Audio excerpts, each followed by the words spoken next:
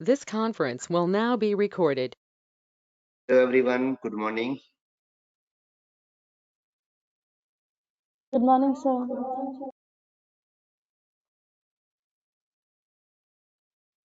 So last class में we have discussing about exception handling, right? Mansu, Supriyo, exception handling वाला topic चल रहा था आई थिंक. हाँ सर वही चल रहा था.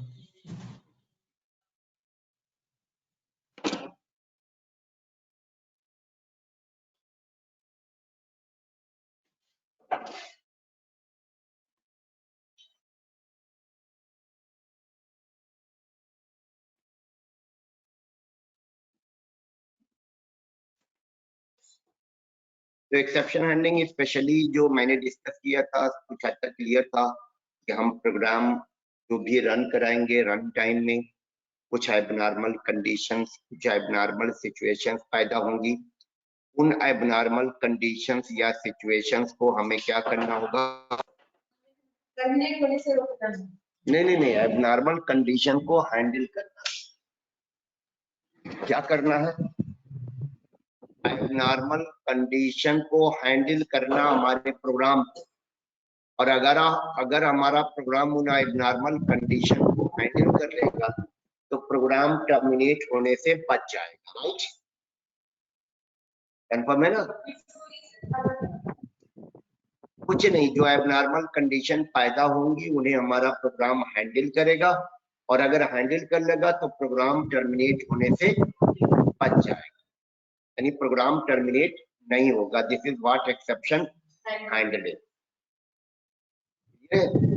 एक्सेप्शन हैंडलिंग का सिंपल ऑब्जेक्टिव क्या है? सिंपल ऑब्जेक्टिव है प्रोग्राम को टर्मिनेट होने से बचाना. यानी प्रोग्राम रन कर रहा है, रन टाइम में प्रोग्राम के सामने क्या हो सकती है? program can encounter abnormal conditions, and due to those abnormal conditions execution of program can be terminated. What should our program do? Our program should handle those exceptions. हमारे program को उन एक्सेप्शन को हैंडल करना. कौन सी exception? जो program के run time में प्रोग्राम जब रन कर रहा है बच्चा, रियल लाइफ में there are n number of exception और एक्सेप्शन हैंडल भी होता है. आप रियल लाइफ के बहुत ढेर सारे एग्जांपल देख लीजिएंगे जहां पर एक्सेप्शन हैंडलिंग होती है. अलग बात है कि हम उसे एक्सेप्शन हैंडलिंग नहीं बोलते, बट प्रोग्रामिंग में that is called what? Exception. Abnormal condition, यानी द कंडीशन जिसके बारे में आपने सोचा ना हो और वो सिचुएशन आ जाए, तो that is what? Abnormal condition. उसी को हम प्रोग्रामिंग में क्या बोलते हैं? एक्सेप्शन. हिंदी में कहते हैं अपवाद, यानी जो रेयर ऑफ द रेयरेस्ट हो, that is exception. Not exception is not error. अक्सर हमारे जो प्रोग्रामर होते हैं, डेवलपर होते हैं, वो एक्सेप्शन, सर मेरा प्रोग्राम रन टाइम में एरर आ रहा है, that is not error, that is exception. Error हमेशा बच्चा कंपाइल टाइम में आता है, यानी कोड आपने लिखा और कंपाइल किया और कंपाइलेशन में एरर आएगी, that is called error. Exception always occurs at during execution of the, so that is exception. और exception can be handled, errors can not be handled. Exception वो है जिन्हें हैंडल किया जा सकता है. एरर का मतलब वह मिस्टेक. अब मिस्टेक हो गई तो फिर हो गई, उसका कोई हैंडलर पॉसिबल नहीं है. क्लियर है? What is difference between exception and error? Exceptions can be handled but errors can not be handled. Clear है हिमांशु? हाँ सर क्लियर है. Yes, this is what in Java in programming there are two types of exception. First one is checked exception, in which handler is mandatory. If your code has checked exception, then compiler will check whether you have put handler or not. यानी आपने handler, जैसे ये मैंने जो code लिखा हुआ है सामने आपका, फाइल से डेटा रीड करने वाला, इस वाले में चेक्ड एक्सेप्शन है. और चेक्ड एक्सेप्शन वो जो JDBC का डेटाबेस वाला जितना कोड लिखा जाता है बच्चा, आगे फ्यूचर में लिखेंगे, वो सब चेक्ड एक्सेप्शन. और चेक्ड एक्सेप्शन का में रिक्वायरमेंट क्या है? Exception handling mandatory. बात कर रहा हूं मैं, checked and few exceptions are unchecked, जिसमें एक्सेप्शन हैंडलिंग मैंडेटरी नहीं। रीजन कि उनको आने से रोका जाता है। इंग्लिश में कहते हैं precaution is better than cure. क्या हुआ, एक्सेप्शन आने दिया जाए और हैंडल कर दिया जाए, या एक्सेप्शन को आने से रोक दिया जाए, बेटर कौन सा पड़ेगा? प्रिकॉशन की क्योर। प्रिकॉशन बेटर होता है। आपने कहा कि हमें कोरोना हो जाएगा, हम इलाज करा लेंगे, वो क्योर हो जाएगा बच्चा। और अगर आपने सारे रूल फॉलो कर दिए, जैसे sanitizer, hand sanitizing, social distancing, और क्या नाम है, जो भी वैक्सीनेशन वगैरह करा दिया है, तो ये प्रिकॉशन होता है। तो हमेशा लेकिन याद रखिएगा, जो हमारी चेक एक्सेप्शन होती है उनका प्रिकॉशन पॉसिबल नहीं है। तो फिर क्या तब करना, ऑप्शन ही क्या बचा? क्योर यानी हैंडलिंग। तो ये जो मैंने कोड लिखा है ना, ये फाइल से डेटा रीड करने का बच्चा। फाइल एक सिस्टम का रिसोर्स है। तो जब भी हमारा प्रोग्राम कोई सिस्टम रिसोर्स यूज करेगा, तो वहां पर उसके लिए कोई प्रिकॉशन नहीं पाएगा। उस केस में हैंडलिंग क्या हो जाएगा? मैंडेटरी। और handling is not very tough job.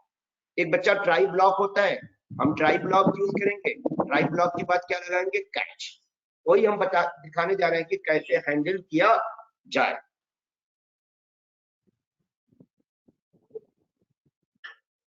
ये सारी चीजें एक बार मैं आप लोगों को बता चुका हूं कि हैंडलिंग कैसे होगी।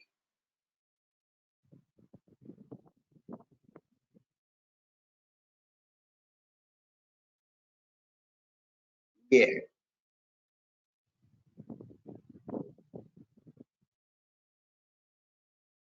एक्सेप्शन हैंडलिंग के लिए हमें दो टूल्स दिए गए हैं, एक ट्राई और एक कैच। दो तरह की एक्सेप्शन मैंने बताई थी, चेक्ड और अनचेक्ड। वो क्लियर है? आइए जरा देखें हैंडल कैसे करेंगे।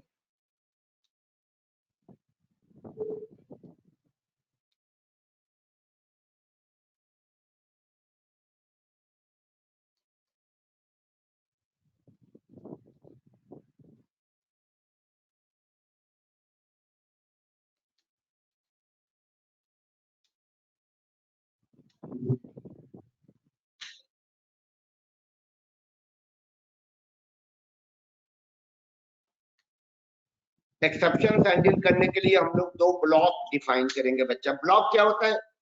करली ब्रेस ओपन क्लोज करके कुछ अंदर कोड लिखा जाए, उसी को ब्लॉक बोलते हैं। एक क्लास होता है, मेथड होता है, वैसे ही क्या होता है? ब्लॉक होता है। तो एक होता है ट्राई ब्लॉक और सेकंड होता है आपका कैच। तो एक्सेप्शन हैंडलिंग के लिए आपको एज अ प्रोग्रामर क्या करना होगा? याद रखना, एक्सेप्शन क्रिएट होगा, एक्सेप्शन थ्रो होगा। ये दोनों चीजें इम्प्लिसिट, और एक्सेप्शन कैच करना ये आपका काम है। तीन स्टेप मैंने बताए थे क्या? Creating exception, throwing exception and catching exception. Creating exception and throwing exception most of the cases 99% में क्या होगा? इम्प्लिसिट है। यानी हमारा जो जेवीएम है या जो हम एपीआई यूज कर रहे हैं, हमारा प्रोग्राम जिन एपीआई को कॉल कर रहा है, वो एपीआई एक्सेप्शन क्रिएट करके एक्सेप्शन थ्रो करेंगे, और हमारे प्रोग्राम को क्या करना होगा? एक्सेप्शन कैच करना होगा। क्लियर है? एक्सेप्शन क्रिएट होना और एक्सेप्शन थ्रो होना, इसका कोड हम नहीं लिखेंगे। हम क्यों लिखेंगे? हम क्यों मतलब वो सिचुएशन पैदा करेंगे? तो ये creating exception and yes coming, creating exception and throwing exception is the responsibility of JVM or API। API के बारे में let me clear you. API क्या होती है बच्चा? आजकल API का जमाना है। मोबाइल फोन में जितने ऐप आप यूज करते हैं, ये फ्रंट एंड होता है, और ये बैक एंड इनका कहीं और होगा, और उसमें होती है API। और हमारा ये फ्रंट एंड यहाँ पे क्या कॉल करता है? API कॉल करता है। ये API हम लोगों की वेब API कही जाती है। लेकिन बहुत सी API होती है लोकल। जैसे अभी मैंने ये जो कोड लिखा है, इस कोड में क्या बच्चा? फाइल से डेटा रीड करने का कोड लिखा है। क्या फाइल से डेटा रीड करने के लिए ये जो क्लास दी गई है मैंने बनाई है? नहीं, प्री डिफाइंड है। और ये जो बफर रीडर नाम की क्लास का ऑब्जेक्ट क्रिएट कर रहा हूँ, क्या ये क्लास मैंने डिफाइन के? नहीं, प्री डिफाइंड है। इसका एक मेथड कॉल कर रहा हूँ रीड लाइन, क्या ये मेथड मैंने मेरे प्रोग्राम में कॉल किया? क्या ये मेथड मैंने डिफाइन किया? आंसर होगा नो, ये प्री डिफाइंड है। इन्हीं सबको क्या बोला जाता है बच्चा? एपीआई।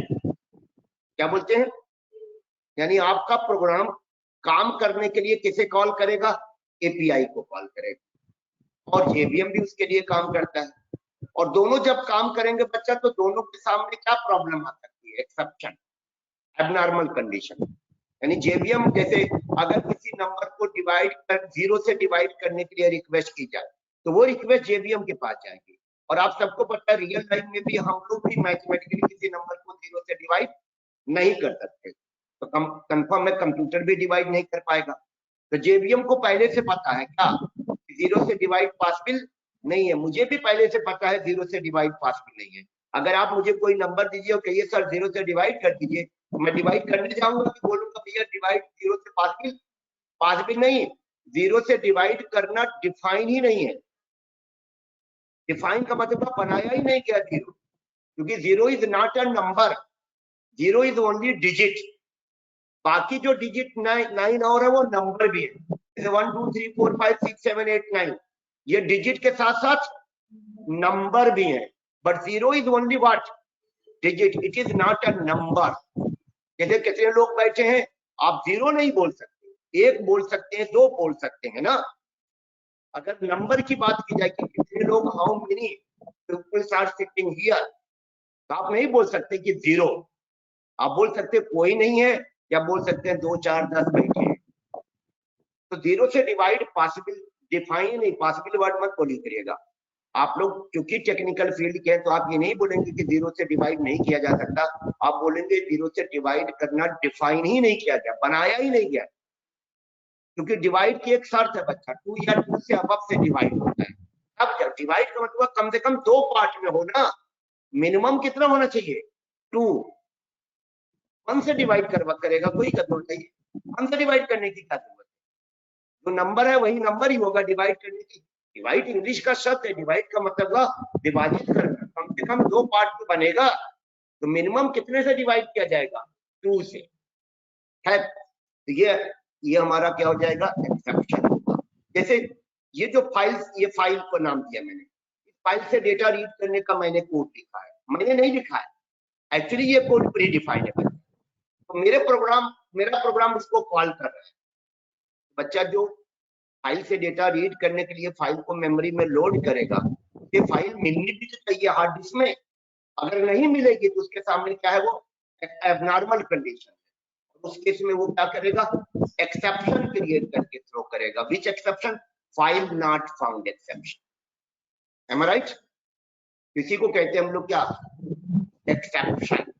हमारे प्रोग्राम को उसे क्या करना होगा, कैच करना होगा। तो ट्राई ब्लॉक के अंदर क्या किया जाता है बच्चा,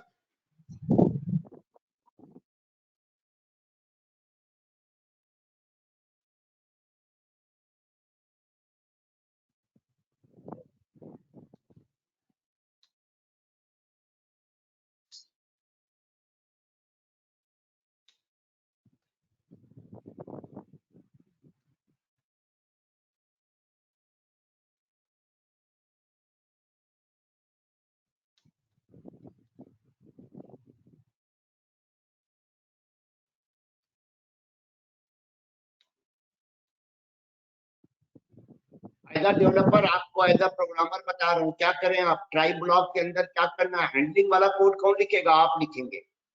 हैंडलिंग वाला कोड आप लिखेंगे। हैंडलिंग वाला कोड अगर आप लिखेंगे बच्चा, तो कैसे लिखेंगे, 2 ब्लॉक डिफाइन करेंगे, क्रिएट करेंगे। पहला ब्लॉक क्या होगा, ट्राई ब्लॉक। तो ट्राई ब्लॉक के अंदर क्या लिखा जाएगा, जो एक्सेप्शन वाला, एरर वाला नहीं, यानी वो कमांड जो आपको आइडिया धीरे धीरे हो जाएगा कि हम जो लिख रहे हैं वो कमांड एक्सेप्शन नहीं होगा तो कंपाइलेशन एरर आएगा। कंपाइलर बता देगा कि ये वाले कोड का एक्सेप्शन आप हैंडल करिए, क्योंकि मैक्सिमम एक्सेप्शन बच्चा चेक होगी, अनचेक नहीं होगी। ट्राई और कैच होने के लिए तो मैंडेटरी है। क्या करना है रंजिता, यहाँ पर कौन से कमांड ट्राई ब्लॉक के अंदर लिखने हैं, दोस्त दैट कैन थ्रो एक्सेप्शन। जैसे डिवाइड बाय 0 वाला कमांड, डिवाइड बाय 0 नहीं, डिवाइड का कमांड, या फाइल से डेटा रीड करने का कमांड, या डेटाबेस से कनेक्शन का कमांड। इस तरह के कमांड धीरे धीरे आप जैसे जैसे एप्लीकेशन डेवलप करोगे आपको आइडिया हो जाएगा कि मेरा ये वाला कमांड एक्सेप्शन क्रिएट कर सकता है, तो मैं उसको कहाँ लिख दूं, ट्राई ब्लॉक के अंदर। क्लियर है ना? तो ट्राई ब्लॉक के अंदर हम कौन सा कमांड लिखेंगे? Those commands that can throw exception.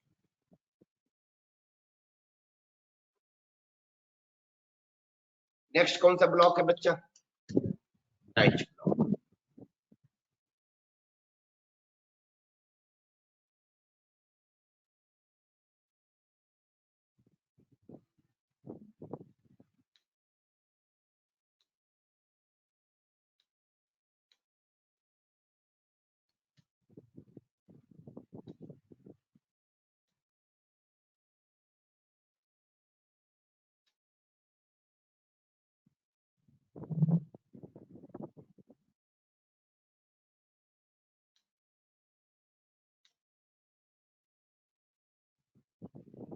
Catch block कब एग्जीक्यूट होता है या कब एग्जीक्यूट होगा? जब ट्राई ब्लॉक के अंदर लिखा हुआ कमांड एक्सेप्शन थ्रो करेगा। Try block will always be executed, but catch block के लिए क्या शर्त है? एक्सेप्शन थ्रो होना। अगर एक्सेप्शन थ्रो नहीं होगा बच्चा तो डेफिनेटली कैच ब्लॉक एग्जीक्यूट नहीं होगा। कैच ब्लॉक के लिए हमें क्या करना है? कैच ब्लॉक में हमें एक्सेप्शन का मतलब क्या है? यहाँ पर ऑब्जेक्ट है और ऑब्जेक्ट का क्या होता है? रेफरेंस। तो वो रेफरेंस मिलेगा, वो रेफरेंस हमें क्या करना है? कैच करना।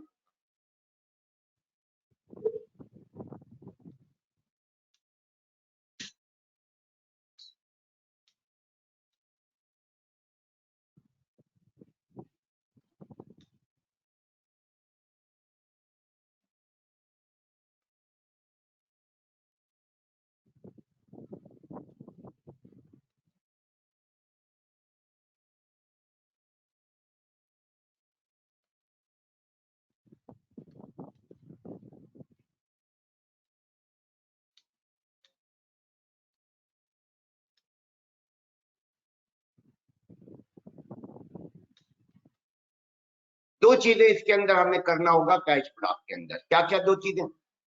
एक तो हमें एक्सेप्शन जो ऑब्जेक्ट बना उसका रेफरेंस होल्ड करने के लिए रेफरेंस वेरिएबल डिक्लेयर करना होगा एज अ पैरामीटर, और दूसरा एक्सेप्शन वाला डिटेल, एक्सेप्शन की डिस्प्ले करना है। डिटेल्स को मतलब एक्सेप्शन कहाँ से पैदा हुआ, क्या कारण था, पूरी इंफॉर्मेशन यूजर को पता करना चाहिए, जिससे यूजर उसका सॉल्यूशन प्रोवाइड कर सके।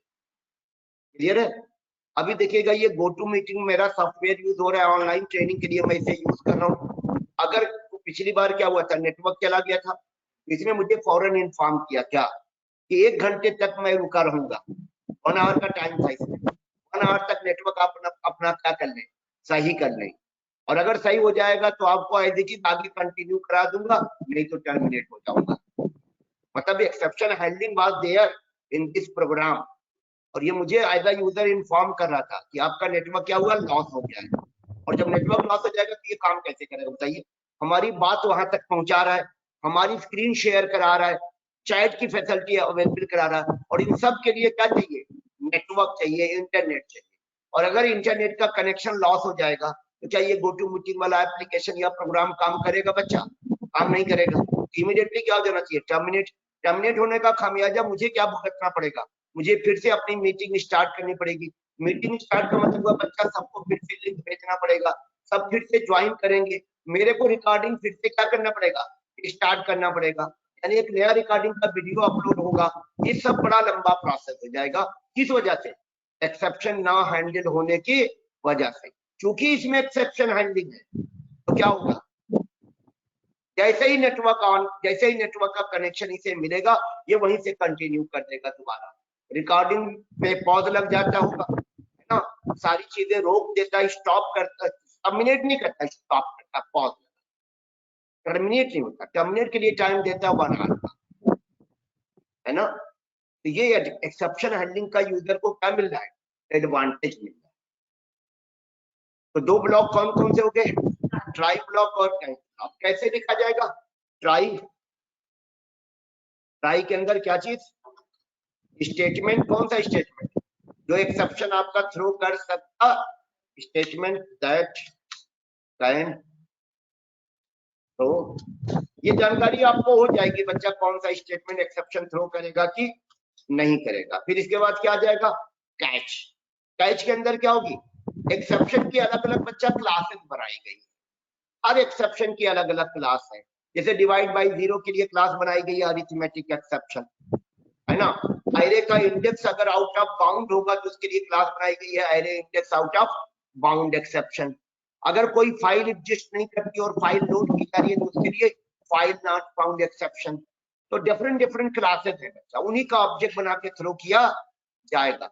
ये कैच ब्लॉक के अंदर हमें एक आर्गुमेंट डिक्लेयर करना है, पैरामीटर डिक्लेयर करना है, वो हमारी एक्सेप्शन की क्लास होगी। एक्सेप्शन क्लास नहीं, जो भी एक्सेप्शन की क्या होगी, क्लास। मेरे केस में क्या था, यहाँ दो एक्सेप्शन था बच्चा। पहला एक्सेप्शन कौन था, फाइल नॉट फाउंड एक्सेप्शन, और दूसरा एक्सेप्शन इस वाले कोड में फाइल नॉट फाउंड एक्सेप्शन की पॉसिबिलिटी थी, इस वाले कोड में और इस वाले कोड में आईओ एक्सेप्शन की पॉसिबिलिटी थी। तो दो कैच ब्लॉक मैंने डिफाइन किया है दोनों एक्सेप्शन के लिए। इसमें जो एक्सेप्शन हैंडलर डिफाइन किया, डिक्लेयर किया, वो है फाइल नॉट फाउंड एक्सेप्शन, और सेकंड वाले में आईओ एक्सेप्शन। Got it. ये जो मैंने एक्सेप्शन क्लास लिखा ये सिंटैक्स है, यानी कौन, यहाँ पर क्या होगा, किसका नाम होगा, जो एक्चुअल क्लास है। ये हमारा रेफरेंस वेरिएबल हो गया। और इसके अंदर हम क्या कर सकते हैं, दो कमांड हमारे सामने अच्छे अच्छे हैं। एक,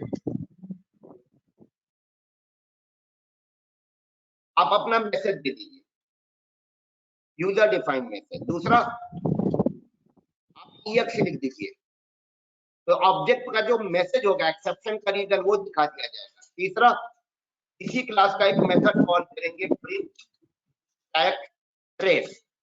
इसमें क्या होगा, पूरी डिटेल पता चल जाएगी, एक्सेप्शन का पूरा कारण, तीनों में से कोई एक, तीनों नहीं, इधर दिस वन।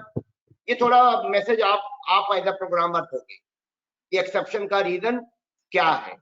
ये वाला जो है वो प्री डिफाइंड मैसेज होगा और इसमें पूरी डिटेल होगी एक्सेप्शन। तो आप तीनों में से डिसाइड करेंगे कि कौन सा वाला यूज करेंगे, राइट। करना होगा, इससे क्या होगा बच्चा, ऐसे ना लिखेंगे तभी काम चल जाएगा, बट मैसेज नहीं आएगा कि क्या कारण है काम नहीं हो रहा है। जैसे अगर गो टू मीटिंग मुझे मैसेज ना दे और स्टॉप कर दे मेरी रिकॉर्डिंग वगैरह सब कुछ, तो मुझे पता चलना चाहिए ना कि रीजन क्या है। जैसे नेटवर्क लॉस हुआ है तो बताए नेटवर्क लॉस, या नेटवर्क में ऑडियो में प्रॉब्लम आ रही है तो बताए ये ऑडियो में क्या आ रही है, प्रॉब्लम आ रही है। अलग अलग इसमें रीजन हो सकते हैं, नेटवर्क भी हो सकता है बच्चा, और हो सकता है कभी कभी ऑडियो काम नहीं करता तो उसको भी क्या कर देता है, वो एक्सेप्शन क्रिएट करके थ्रो कर देता है। ये एक्सेप्शन हैंडलिंग का तरीका है। ट्राई ब्लॉक के अंदर हमको क्या लिखना होगा, वो कमांड जो एक्सेप्शन क्रिएट करके थ्रो कर सकता है। और कैच ब्लॉक के अंदर क्या करना होगा, हमें उसको जो पैरामीटर में क्या डिक्लेयर करना होगा, एक्सेप्शन की क्लास का नाम और एक आर्गुमेंट का नाम, EX। इसी को रेफरेंस वेरिएबल कहते हैं हम लोग। इसी में जो ऑब्जेक्ट बनेगा एक्सेप्शन का, उसका रेफरेंस स्टोर कर दिया जाएगा। कंफर्म, जो आप लोगों ने कोड में यहाँ देखा था। क्लियर है ऑनलाइन आप लोगों को? Anyone have any question?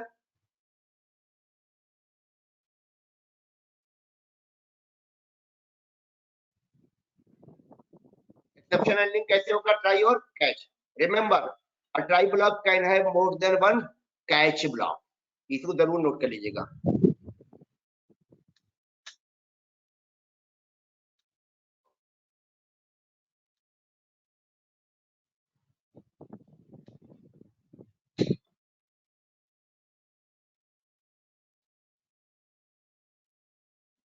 A try block can have more than one what? Catch block. As you can see in my example, I am using more than one catch block. जो मैंने check exception का example दिया था, इस example you can see I am using multiple catch block to handle the exceptions. Clear है Ranjita? How many catch blocks I am using here? First catch block is for file not found exception, और file not found exception ये वाले command से आए। और second वाला हमारा जो है आईओ एक्सेप्शन, ये दो रीड राइट जो मेथड हमने कॉल किया ना बच्चा, ये हमें कौन सा एक्सेप्शन क्रिएट करके थ्रो कर सकता है, आईओ एक्सेप्शन। आईओ का मतलब होता है इनपुट एंड आउटपुट। रीड और राइट करना कौन सा पार्ट होता है बच्चा, प्रोग्राम होता है, प्रोसेस होता है, आईओ कहते हैं। रीड होता है इनपुट ऑपरेशन और वो होता है आउटपुट ऑपरेशन, जो राइट ऑपरेशन। तो राइट हमारा आउटपुट ऑपरेशन होता है और रीड हमारा इनपुट ऑपरेशन। इस कंटेक्स्ट में बात की जा रही है। जैसे मैं मेरा प्रोग्राम किसी फाइल से डेटा रीड करेगा, तो फाइल से डेटा किसको मिलेगा? प्रोग्राम को मिलेगा ना। तो प्रोग्राम के लिए वो क्या हुआ? इनपुट हुआ। और अगर प्रोग्राम किसी फाइल में डेटा राइट कर रहा है, प्रोग्राम से डेटा कहाँ जा रहा है? फाइल में जा रहा है। तो प्रोग्राम के कंटेक्स्ट में अगर सोचिएगा तब तो इनपुट और आउटपुट, राइट करना आउटपुट हुआ और रीड करना इनपुट हुआ। फाइल के कंटेक्स्ट में बात करिएगा तो उल्टा हो जाएगा। फाइल तो रिसोर्स हुआ हमारे प्रोग्राम के लिए ना। प्रोग्राम फाइल में डेटा राइट करेगा तो प्रोग्राम से डेटा किसके पास जाएगा? फाइल से जाएगा। यानी बाहर गया, आउट हुआ, तो वो कौन सा ऑपरेशन हो जाएगा? Output operation. और अगर रीड करेगा तो डेफिनेटली कौन सा ऑपरेशन होगा? Input operation.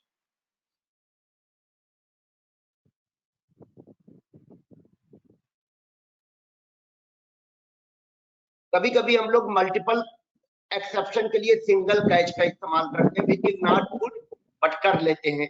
मतलब लेजी होते हैं हम लोग, लिखने से बचना चाहते हैं। तो यस इट इज पॉसिबल। क्या मल्टीपल एक्सेप्शन के लिए सिंगल कैच पॉसिबल है?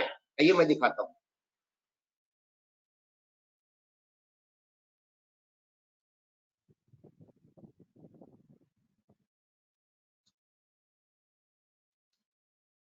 ठीक है, क्या दिखाने जा रहा हूं?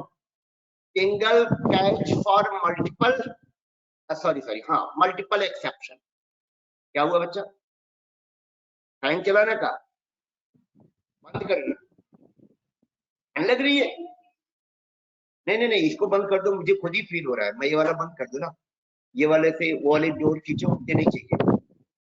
इधर वाली साइड वाली, उस साइड वाली, एक बार और, वंस मोर, बस छोड़ दो। नहीं, ये भी बंद कर देना, नहीं तो ये घूमता रहेगा, रोटेट होता रहेगा फालतू का, बिना चलते हुए इधर उधर।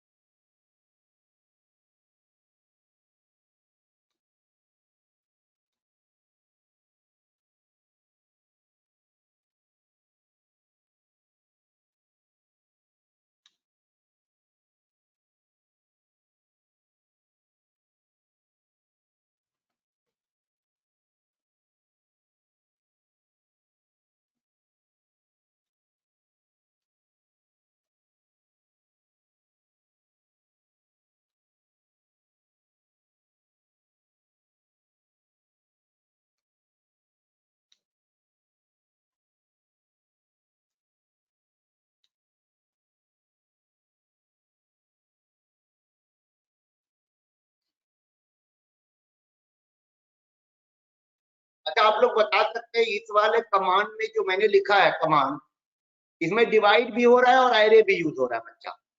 यानी यहाँ पर दो चीजें ध्यान से दीजिएगा इस कोड में। ये जो कमांड लिखा हुआ क्या क्या हो रहा है? दो काम है, एरे यूज हो रहा है, एक्स हमारी क्या है? एरे है, और डिवाइड भी हो रहा है। तो इस कमांड में दो एक्सेप्शन की पॉसिबिलिटी है।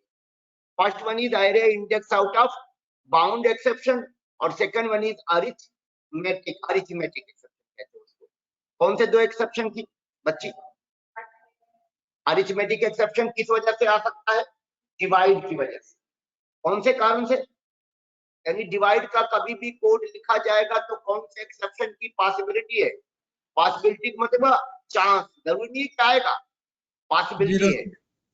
आंसर होगा डिवाइड करेंगे तो अरिथमेटिक एक्सेप्शन, अरिथमेटिक एक्सेप्शन। और अगर एरे यूज करेंगे तो कौन से एक्सेप्शन की पॉसिबिलिटी है? Array index out of bound exception. क्योंकि ये कौन सी कैटेगरी के एक्सेप्शन है? अनचेक, इसलिए ट्राई और कैच लगाना मैंडेटरी, लेकिन मैं हैंडल करना चाहता हूं। जैसे अभी क्या होगा, अभी अगर मैं इसे रन करा दूं तो अभी तो कोई एक्सेप्शन है नहीं, तो सक्सेसफुली रन करेगा, डिवाइड करके रिजल्ट हमें शो कर दिया जाएगा, एग्जीक्यूशन बिगिन और एग्जीक्यूशन एंड। लेकिन अगर मैंने गलती कर दी, यहाँ पर गलती से इंडेक्स रॉन्ग दे दिया है ना, तो यहाँ पर कौन सी एक्सेप्शन आने की पॉसिबिलिटी थी? आ जाएगी, क्योंकि मेरे पास जो ये नंबर है बच्चा, वो 3 इंडेक्स पे बाइंड किए गए, उसको कहते हैं बाउंड किया गया।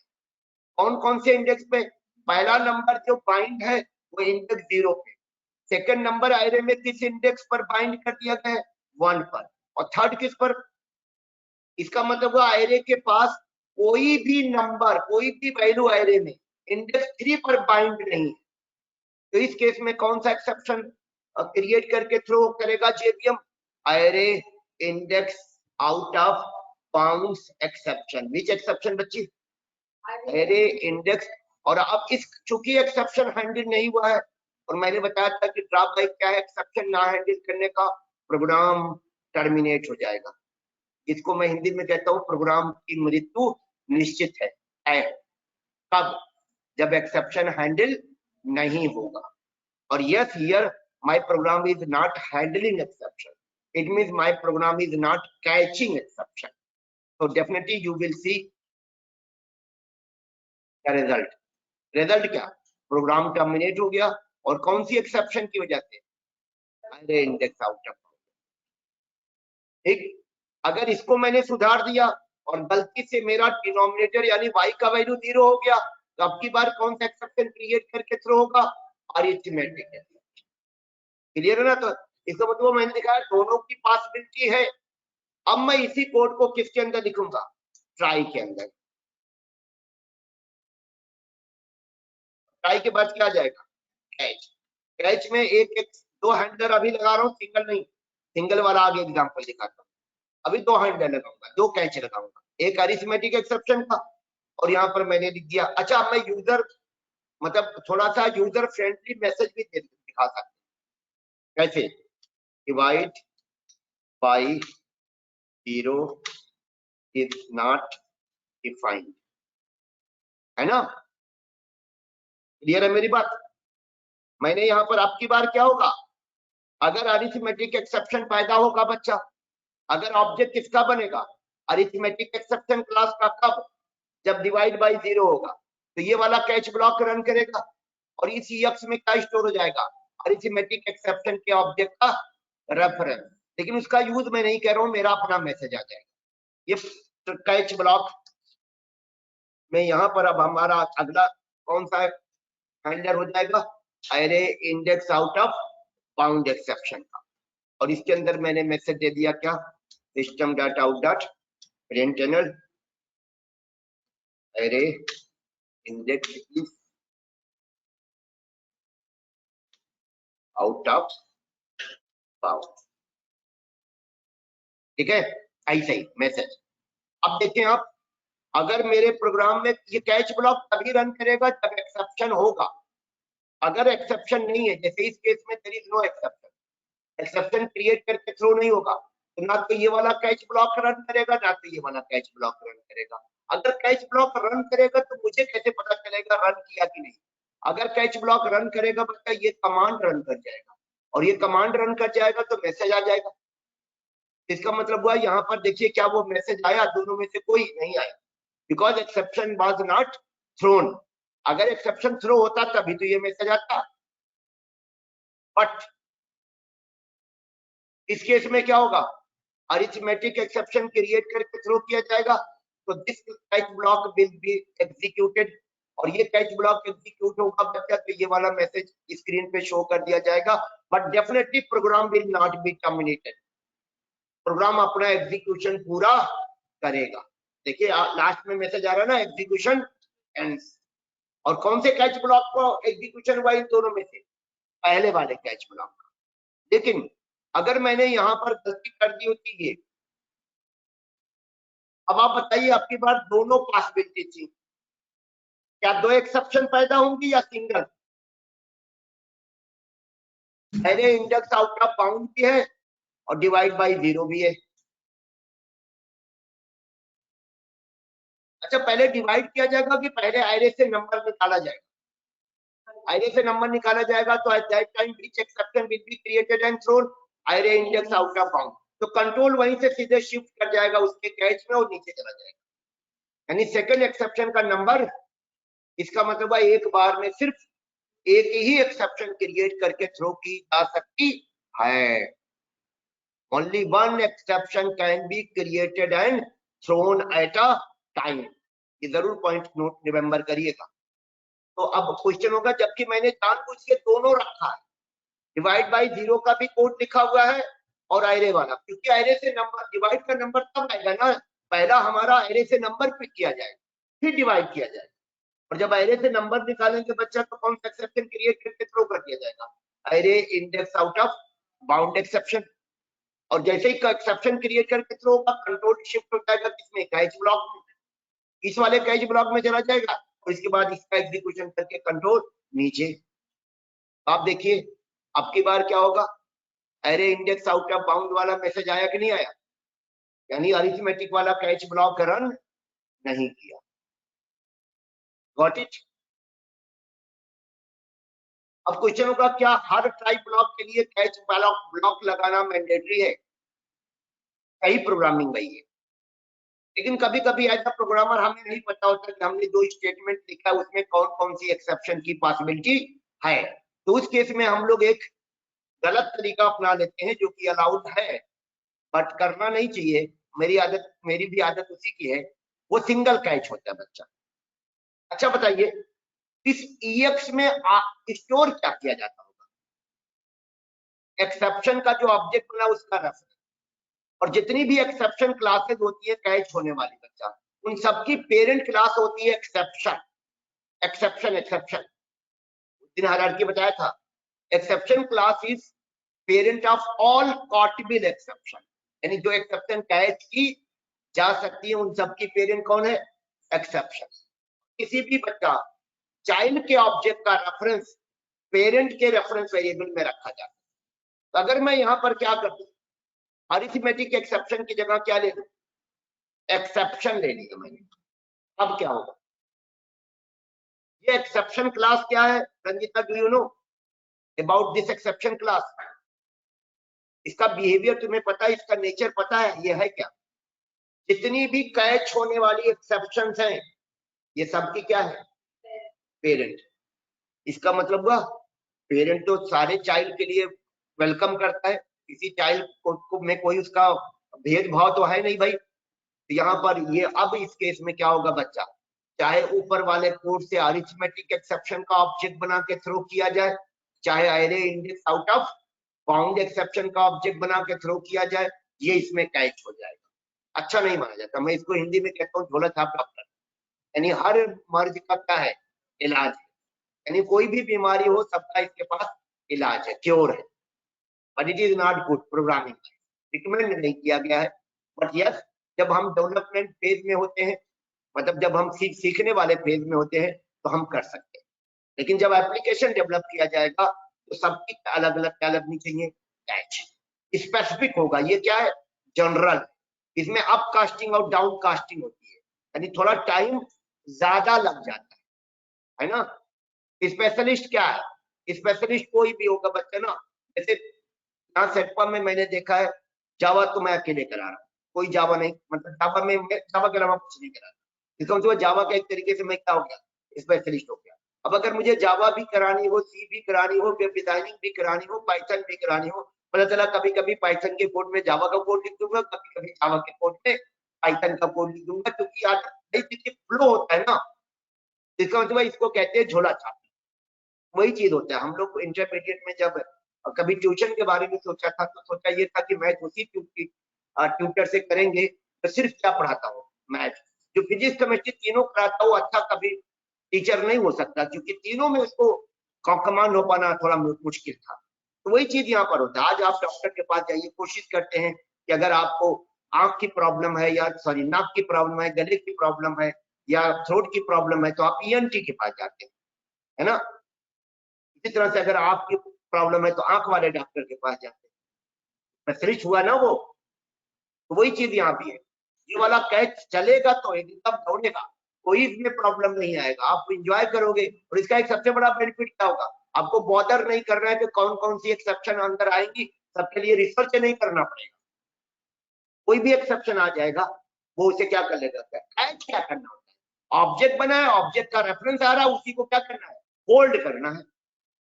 कैच को क्या मिलता है बच्चा, जो ऑब्जेक्ट बना है उसका रेफरेंस, और रेफरेंस स्टोर करने के लिए हमने यहाँ पर आर्गुमेंट डिक्लेयर किया है, इसका टाइप क्या कर दिया, सभी एक्सेप्शन क्लासेस की पेरेंट कर दिया बच्चा, और पेरेंट का तो टीचर होता है ये। तो अब देखिएगा मेरा सेम, लेकिन एक प्रॉब्लम यहाँ आएगा, ये वाला मैसेज कैसे देंगे आप, अरे कोई भी एक्सेप्शन हो सकता है, ये मैसेज तो फिक्स कर दिया आपने क्या, डिवाइड बाय 0 इज नॉट।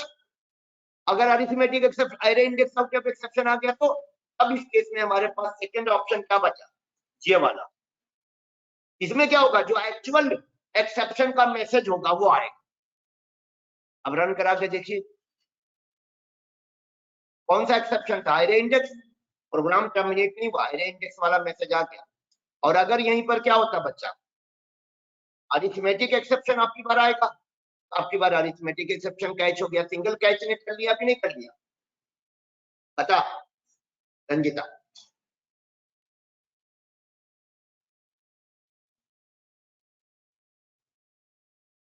कुछ बॉदर कर रहा है तुमको, मतलब कुछ समझ में चीजें कम आ रही हैं? हाँ। बताओ क्या। नहीं बता सकते,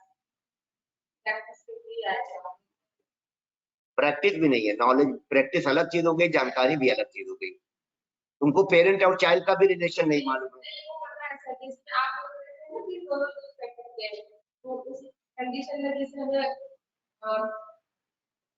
नहीं पता होगा तो ये वाला यूज कर सकते हैं। इसमें कोई गुनाह नहीं है, अभी आपके गुनाह को माफ किया जाएगा। लेकिन जब आप एप्लीकेशन एक्चुअली इंडस्ट्री में काम करिएगा तब तक आप स्मार्ट हो जाएंगे, तब तक आपको प्रोग्रामिंग, वहां जाने के लिए आपको इंटरव्यू क्रैक करना होगा। और इंटरव्यू क्रैक करने का मतलब आपको सारी जानकारी होगी, तब तो फिर कोई प्रॉब्लम नहीं होगी ना, कर लेंगे। ठीक है बच्चा लोग। अच्छा, एक ब्लॉक और यूज होता है, उसके बारे में थोड़ा बता दूं मैं। That is called finally block. कौन सा ब्लॉक? फाइनली।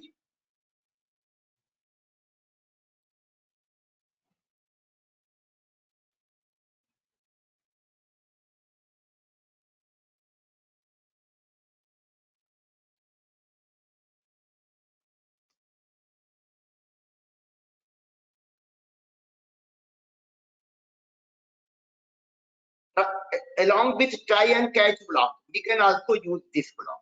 रिक्वायरमेंट ऐसे नहीं, हैंडलिंग के लिए नहीं है ये दूसरी रिक्वायरमेंट के लिए था फाइनली ब्लॉक।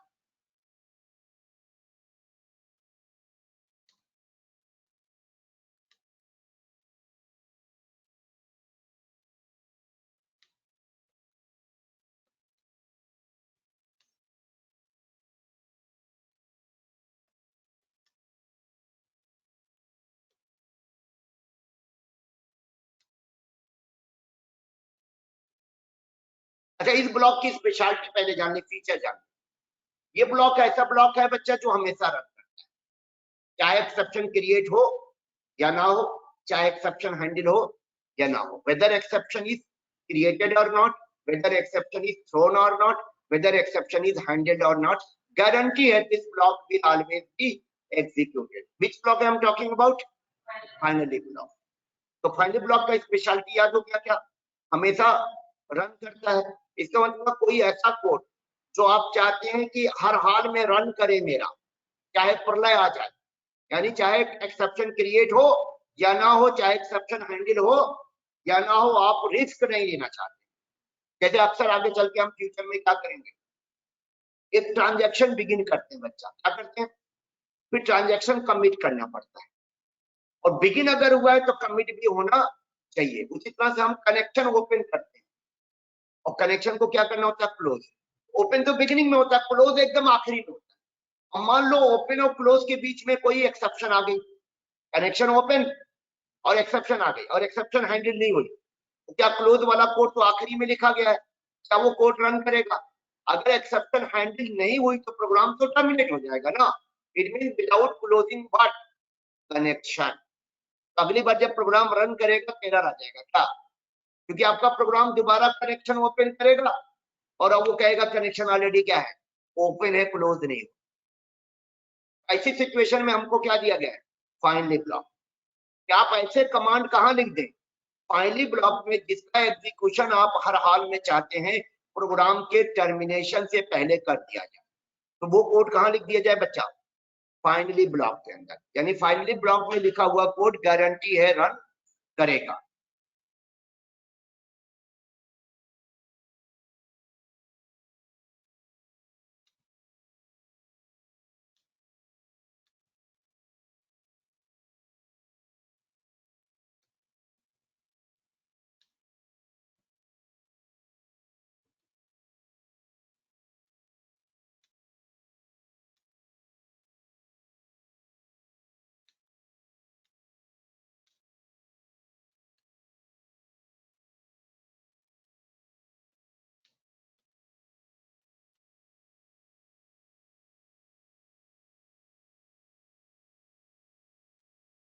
ऐसा कोड बच्चा जिसे आप हर हाल में एग्जीक्यूट करना चाहते हैं, वहां कहा उसको कहाँ लिख दीजिए, फाइनली ब्लॉक।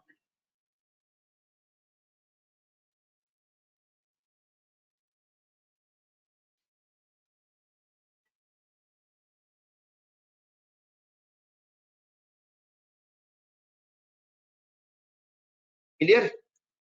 तो फाइनली ब्लॉक में हम कोई भी कमांड लिखेंगे, ये गारंटी है कि that command will be executed any how.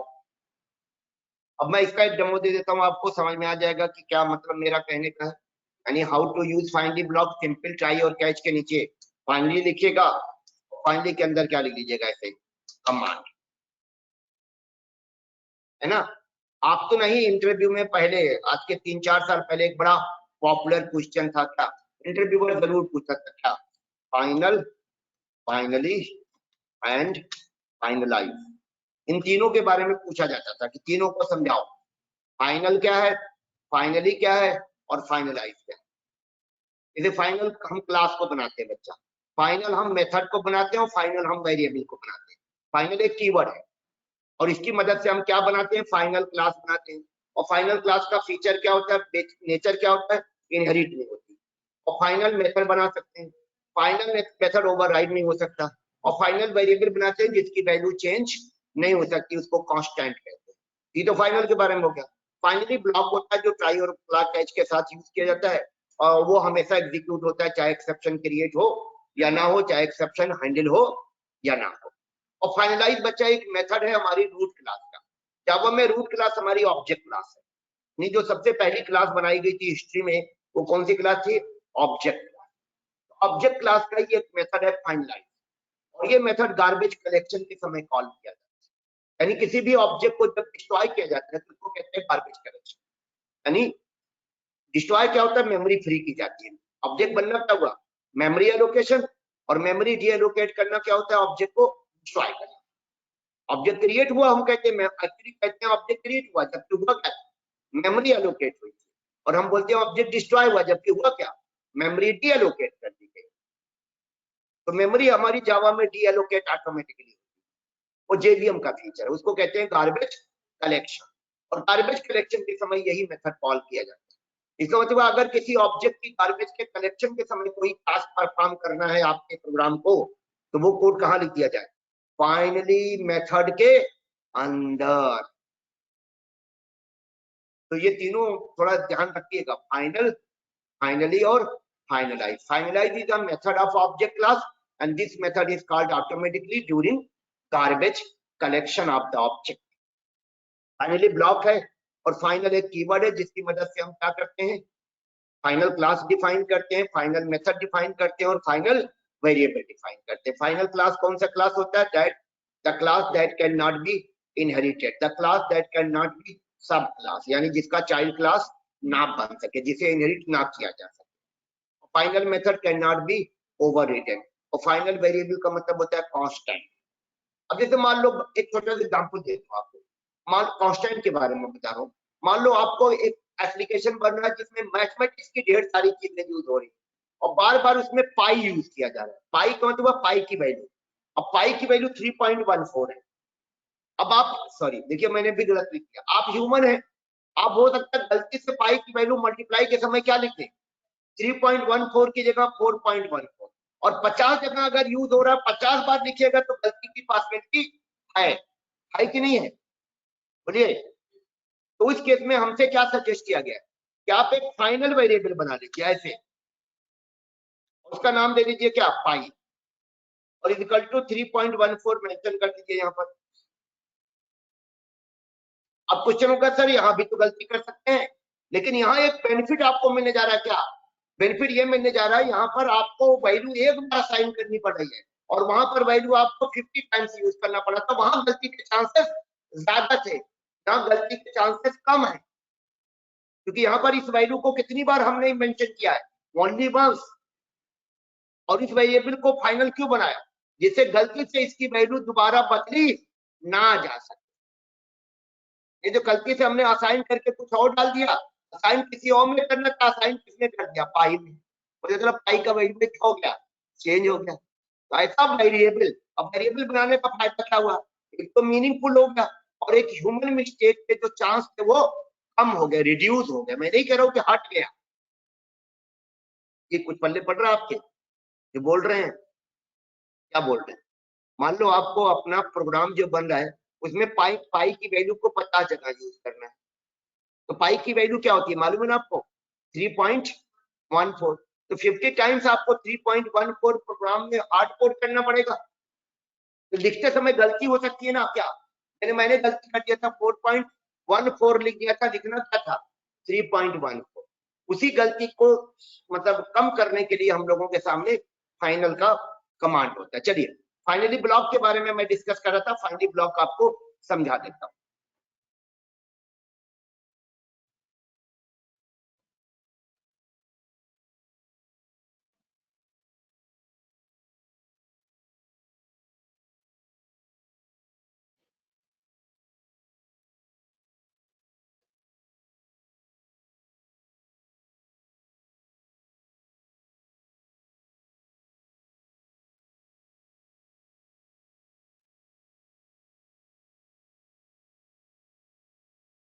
देखिए हम है प्रोग्रामर और हमसे गलती का पॉसिबिलिटी बताता हूं। मान लो ये हमारा कनेक्शन ओपन करने का कोड है, code to open what connection, और ये मेरा लास्ट वाला कोड कनेक्शन एंड करने का कोड है। वैसे कोड नहीं लिखा हूं, ये तो मैसेज है, लेकिन समझ लीजिए आप, क्योंकि ये भी तो रन करेगा, वो भी रन करता है, ये भी रन करेगा।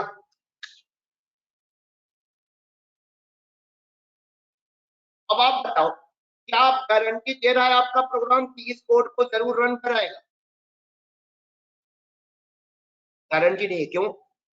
ये वाले कोड में अगर कोई ऐसी एक्सेप्शन आ गई जिसका कैच हमने ना लगाया तो एक्सेप्शन कैच नहीं होगा, और कैच नहीं होगा तो डेफिनेटली एक्सेप्शन हैंडल नहीं होगा, और हैंडल नहीं होगा तो प्रोग्राम टर्मिनेट हो जाएगा, और प्रोग्राम टर्मिनेट होने में तो ये वाला कोड रन नहीं करेगा। ये दिखा भी देते हैं। जैसे अभी की पॉसिबिलिटी क्या है मेरे सामने, अभी की पॉसिबिलिटी ये है कि मेरे इस कोड में कोई एक्सेप्शन नहीं है, तब तो इसके लिए कोई प्रॉब्लम है नहीं, ये कोड डेफिनेटली रन करेगा। देखिए रन किया। अब अगर इस कोड में कौन सी एक्सेप्शन आ गई, अरिथमेटिक, उसका चूंकि कैच लगा हुआ है तो प्रोग्राम टर्मिनेट नहीं होगा, नहीं होगा तो डेफिनेटली ये कोड रन करेगा, और अपनी बार भी कोई प्रॉब्लम नहीं इस कोड को रन करने में। लेकिन अगर हमने यहाँ पर क्या किया, गलती से वो वाली एक्सेप्शन का सिचुएशन पैदा कर दिया जिसका कैच हमने जानबूझ के नहीं लगाया समझाने के लिए, या वो 0.1% का चांस हो, क्योंकि हमको क्या सजेस्ट किया गया, कौन सा कैच लगाइएगा, जनरल वाला कि स्पेसिफिक वाला? स्पेसिफिक वाला। तो स्पेसिफिक वाला कैच लगाएंगे तो हमसे गलती होने का चांस है क्या कि कोई ऐसा एक्सेप्शन छूट जाए, तो उस केस में फाइनली ब्लॉक आपकी लिए हेल्प करने के लिए है।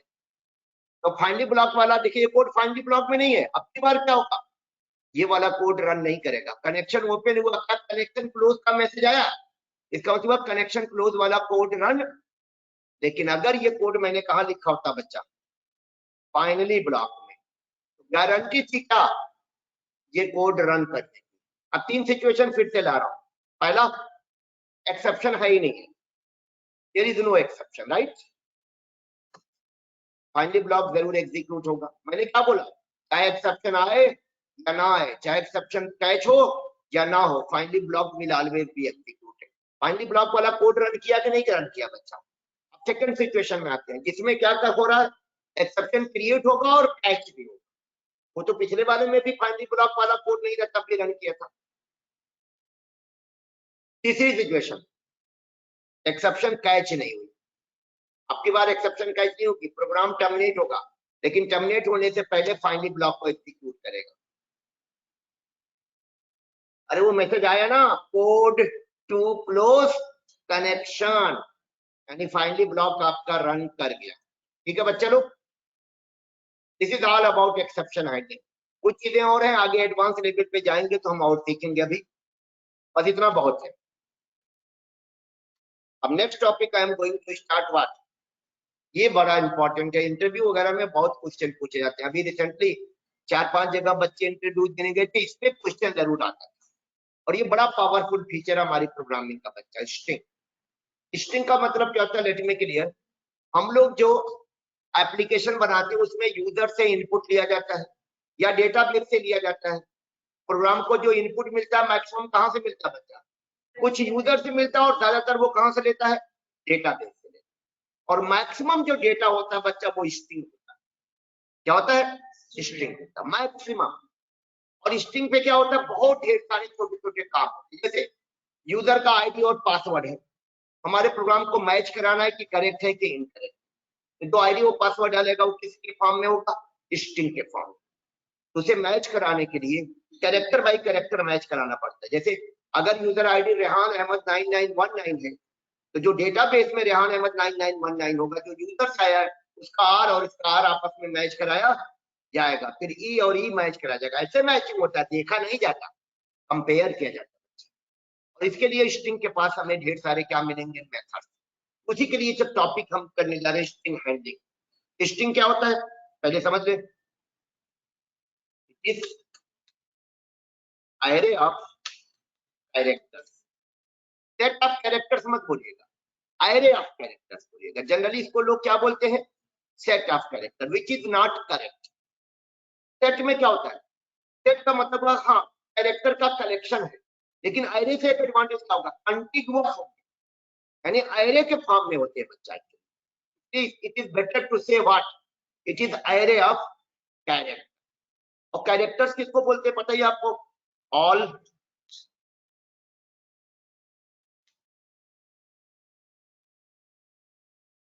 अल्फाबेट्स, जितने अल्फाबेट्स होते हैं वो सब क्या है? कैरेक्टर्स हैं, डिजिट्स एंड सिंबल्स। इन सबको क्या माना गया यहाँ पर प्रोग्रामिंग में? कैरेक्टर्स। ठीक है, it is array of characters. कैसे दिखा देता हूं कुछ।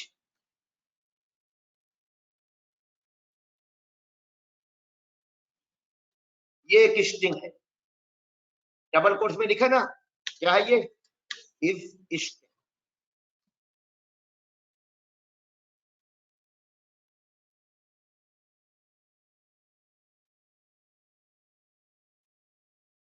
ये भी क्या है बच्चा लोग? स्ट्रिंग।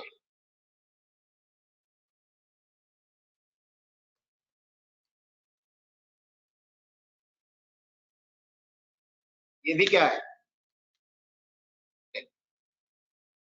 ये जो तीन वैल्यू मैंने लिखी है रंजिता बच्चा, डबल कोट्स के अंदर, इनको स्ट्रिंग कहते हैं।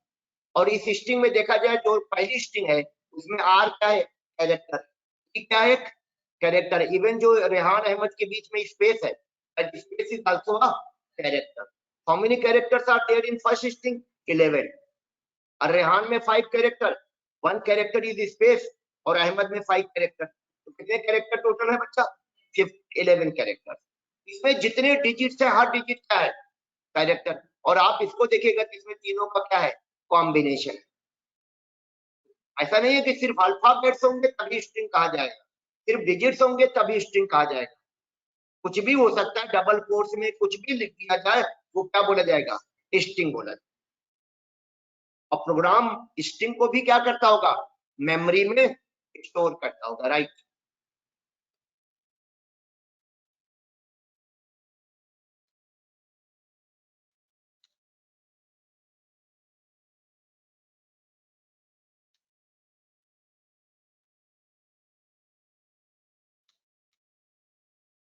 क्या लिखा हमने? I we know program stores each string in memory. ठीक है बच्चा, प्रोग्राम कोई भी डेटा क्या करता है?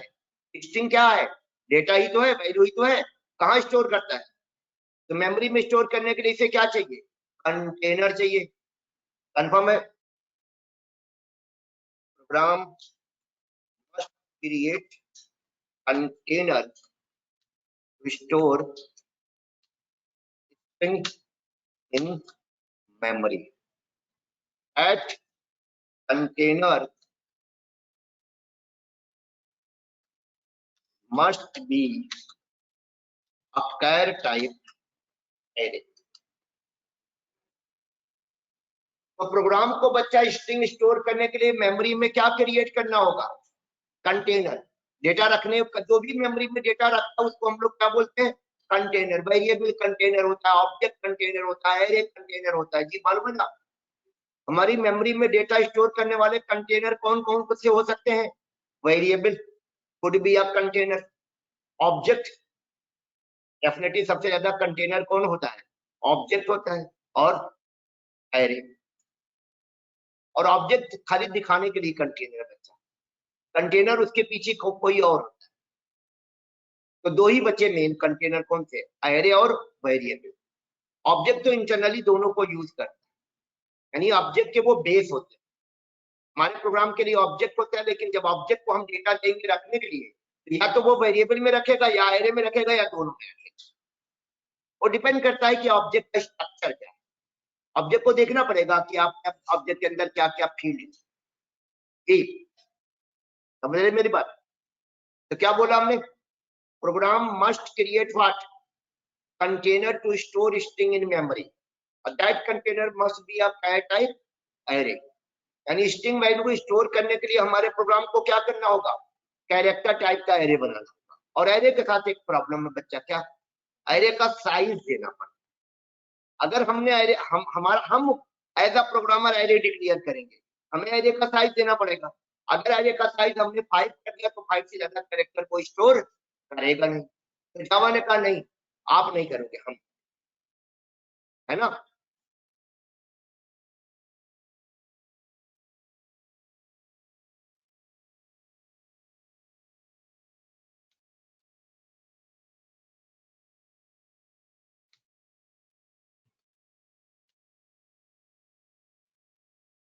क्या बोला? इन जावा प्रोग्रामिंग, जावा की प्रोग्रामिंग की अगर हम बात करें बच्चा, तो इस एरे को क्रिएट करने का कोड क्या है? Predefine. कौन से array? Which array I am talking about? Char type array. किस टाइप का एरे बच्चा? Char type array. जो कैर टाइप एरे की बात कर रहा हूं मैं, स्ट्रिंग को स्टोर करने के लिए, ये प्री डिफाइन है। तो you do not need to write or create this array। आपको ये एरे क्रिएट करने का कोड नहीं लिखना है। तो क्वेश्चन होगा कि मिरेकल होगा का? हमको तो कुछ ना कुछ तो लिखना पड़ेगा जिससे जावा समझ जाए कि हमारे प्रोग्राम को क्या करना है, स्ट्रिंग वैल्यू स्टोर करना है, अभी तो होगा बच्चा।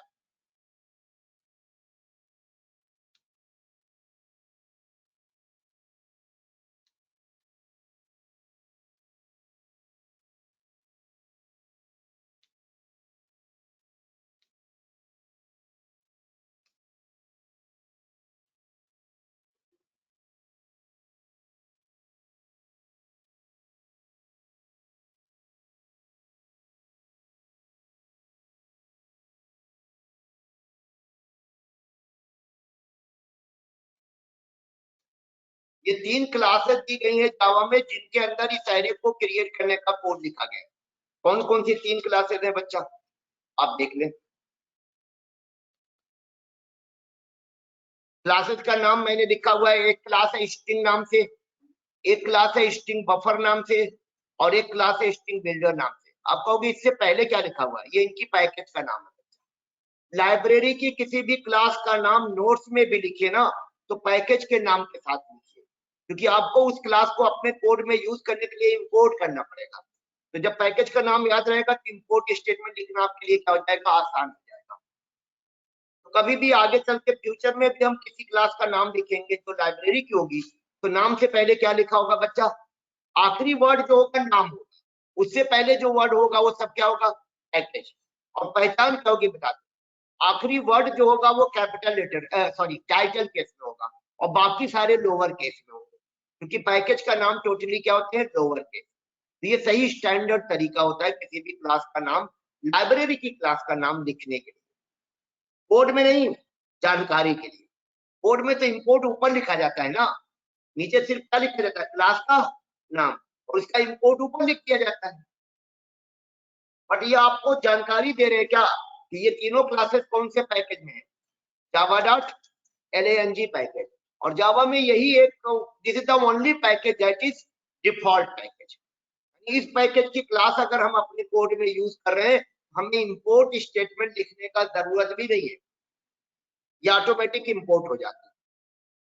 यही एक पैकेज है जिसकी क्लासेस को हमें इंपोर्ट करने के लिए कोड नहीं लिख, इंपोर्ट होती है लेकिन हमें कोड नहीं लिखना पड़ता, यानी बिना इंपोर्ट का कोड लिखे ही क्या हो जाता है, इंपोर्ट कर दिया जाता है। कौन से पैकेज की क्लास की बात कर रहा हूं, java.lang जी। संगीता क्या हुआ, ये सब जानकारी दे रहा हूं, बार बार एक चीज कह रहा हूं, ये सारी इंफॉर्मेशन आपको मैं शेयर कर रहा हूं कि पैकेजेस के अंदर क्लास होती है। पैकेज क्लासेस का क्या होता है, कंटेनर होता है। तो ये जो क्लासेस हम यूज बता रहे हैं, ये 3 क्लासेस जावा ने जो हमें दी है, जावा क्या कहता है, तीनों क्लासेस के अंदर हमने क्या लिख रखा है, कैरेक्टर टाइप का एरे बनाने का कोड और हैंडलिंग का कोड, राइट। तो हमें क्या करना होगा, हमें अगर स्ट्रिंग, हमारे प्रोग्राम को स्ट्रिंग वैल्यू स्टोर करना है, हमारा प्रोग्राम कैरेक्टर टाइप का एरे खुद नहीं बनाएगा, इन तीनों में से किसी क्लास का क्या बना देगा, ऑब्जेक्ट। और किसी भी क्लास का ऑब्जेक्ट बनेगा तो इंटरनली क्या होगा, कैरेक्टर टाइप का एरे बन जाएगा। मैंने क्या कहा था, ऑब्जेक्ट का बेस क्या होता है, या तो वेरिएबल होता है, या तो एरे होता है, या दोनों होता है। इन तीनों का बेस क्या है, कैरेक्टर टाइप का एरे। हमारा प्रोग्राम क्या करेगा, इन तीनों में से किसी क्लास का बनाएगा ऑब्जेक्ट, चाहे स्ट्रिंग क्लास का, चाहे स्ट्रिंग बफर क्लास का, चाहे स्ट्रिंग बिल्डर क्लास का। और ऑटोमेटिकली क्या होगा, इनके अंदर कोड क्या लिखा गया होगा, कैरेक्टर टाइप का एरे बनाने का। कंफर्म। हमारे प्रोग्राम को क्या करना होगा, स्ट्रिंग वैल्यू स्टोर करने के लिए इनमें से किसी एक क्लास का क्या बनाना होगा, ऑब्जेक्ट, इधर स्ट्रिंग क्लास और स्ट्रिंग बफर क्लास। अब वो हम बताएंगे कब स्ट्रिंग क्लास का ऑब्जेक्ट बनवाओगे आप, कब स्ट्रिंग बफर का ऑब्जेक्ट बनाओगे, नीड पर होगा, नीड मैं बताऊंगा आपको। Clear.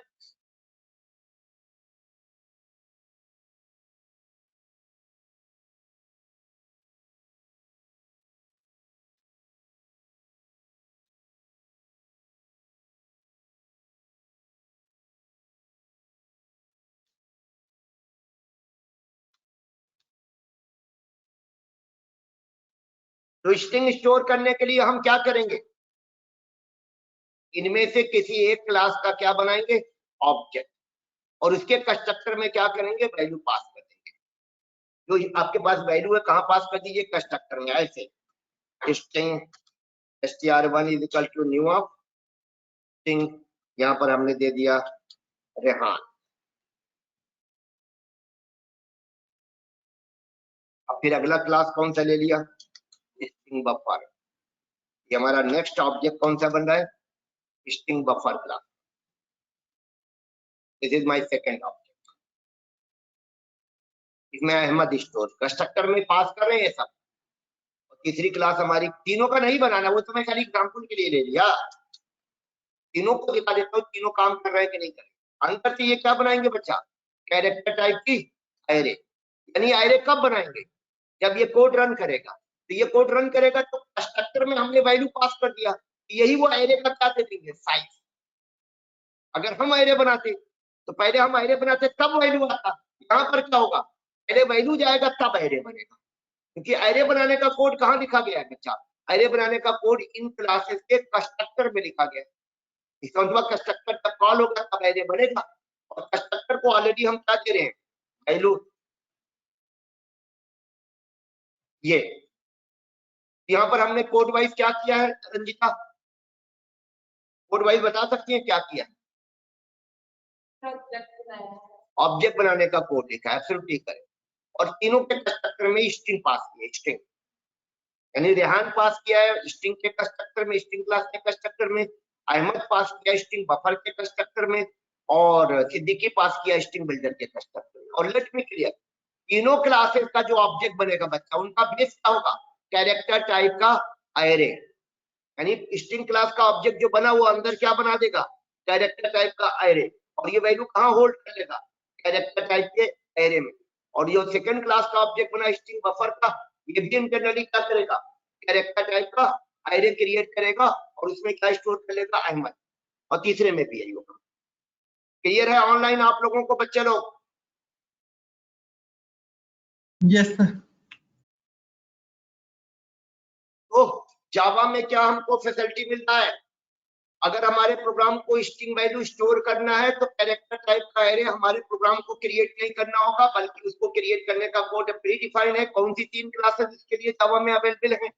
String class, string buffer class and string builder class. तीनों क्लासेस हमारी डिफॉल्ट पैकेज में है। इसका मतलब इन तीनों क्लासेस का हम लोगों का यूज करना होगा।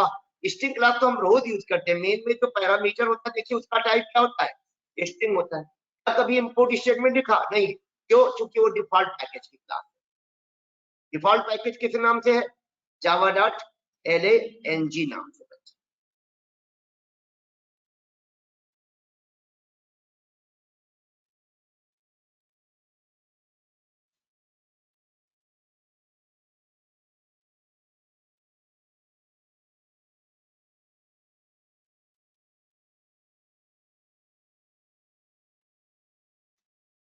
ये आपको दिखा दें,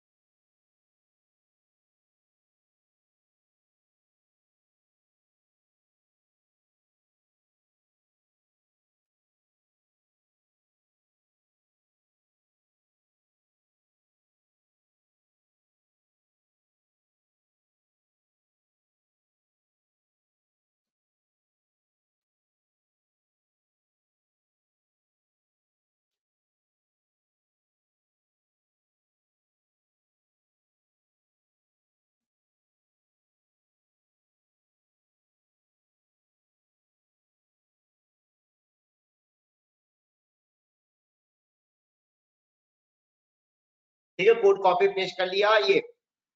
अच्छा आप बताएं टेक्निकली क्या क्या होगा, कौन बताएगा? ये कोड रन करेगा तो कंचन बता सकती बच्चा इसमें क्या क्या टास्क परफॉर्म होगा इस कोड के रन करने से? तो दिख रहा है आपको, अंदर वाला नहीं, अंदर वाला मैं बताऊंगा जो ऊपर ऊपर दिख रहा है आपको। Okay, what else? Object create होता है तो कंस्ट्रक्टर कॉल होगा, इसमें गारंटी है। तो जब भी हम बोलेंगे कि ऑब्जेक्ट क्रिएट होगा और कंस्ट्रक्टर कॉल होगा, इसका मतलब आप बता रहे हो कि ऐसा भी हो सकता है ऑब्जेक्ट बने और कंस्ट्रक्टर कॉल ना हो, आप मेंशन कर रहे हो। यह अंडरस्टूड है। जब अंडरस्टूड है ना, तो फिर अगर दोपहर का टाइम है और आपसे मैं पूछूं टाइम बताइए क्या हुआ, आप कहोगे 2 PM, तो मैं कहूंगा लगता है मैं अंधा हूं, मुझे इसे बताना पड़ा है क्या, दोपहर के 2 बजे, है ना? अगर सन दिख रहा है, सूरज दिख रहा है और आप 2 PM बोलोगे तो सही रहेगा कि 2 सही रहेगा? ऑब्जेक्ट बनता है तो गारंटी है क्या होता है, कंस्ट्रक्टर कॉल होता है। अंडरस्टूड है? एक्चुअली देखा जाए तो कंस्ट्रक्टर कॉल होता है, वही ऑब्जेक्ट बनवाता है, हम तो खाली बोलते हैं ऑब्जेक्ट बनाने का। जी, कौन बताएगा क्या क्या टास्क परफॉर्म होगा जब ये कोड रन करेगा? सर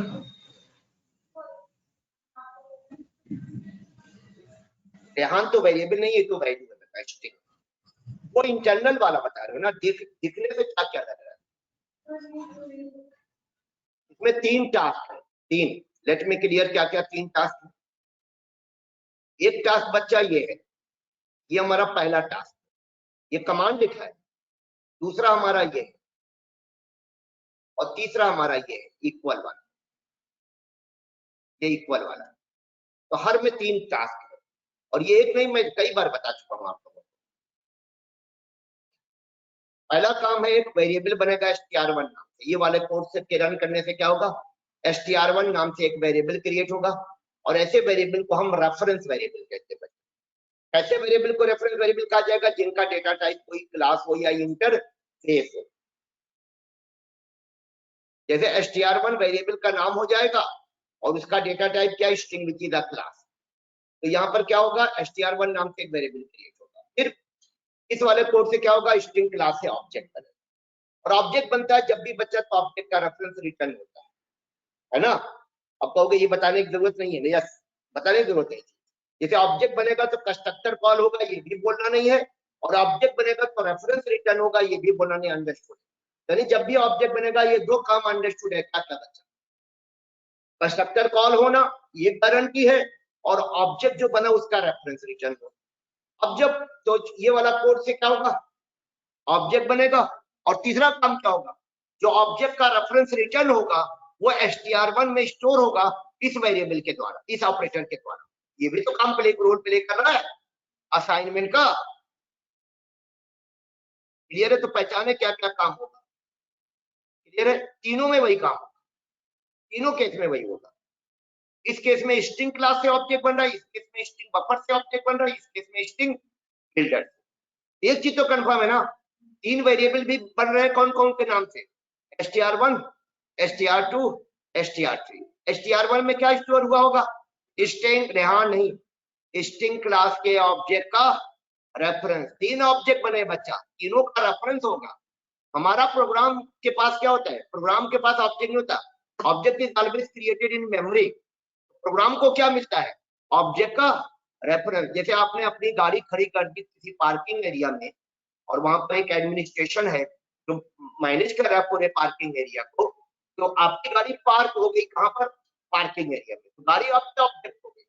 अब एक टोकन मिला होगा आपको, वो टोकन गाड़ी को आइडेंटिफाई करने के लिए, वो आ जाएगा रेफरेंस। आपने अपने पर्स में रख लिया तो आपका हो जाएगा रेफरेंस वेरिएबल। तो जब दोबारा अब आपके पास क्या जा रहा है बताइए, गाड़ी जा रही है पर्स में, पर्स में क्या है, टोकन है, वही रेफरेंस उसका। अब दोबारा जब आप गाड़ी लेने जाएंगे तो आपको वो टोकन की जरूरत पड़ेगी in order to identify your car. Am I right?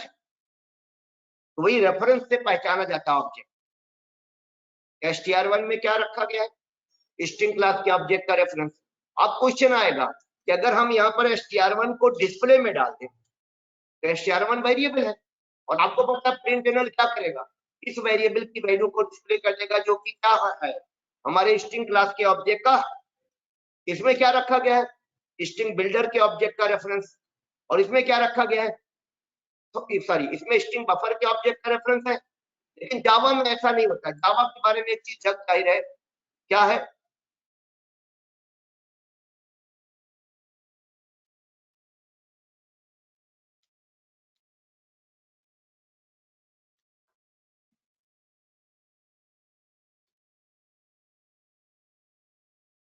मैंने क्वेश्चन मार्क लगा दिया।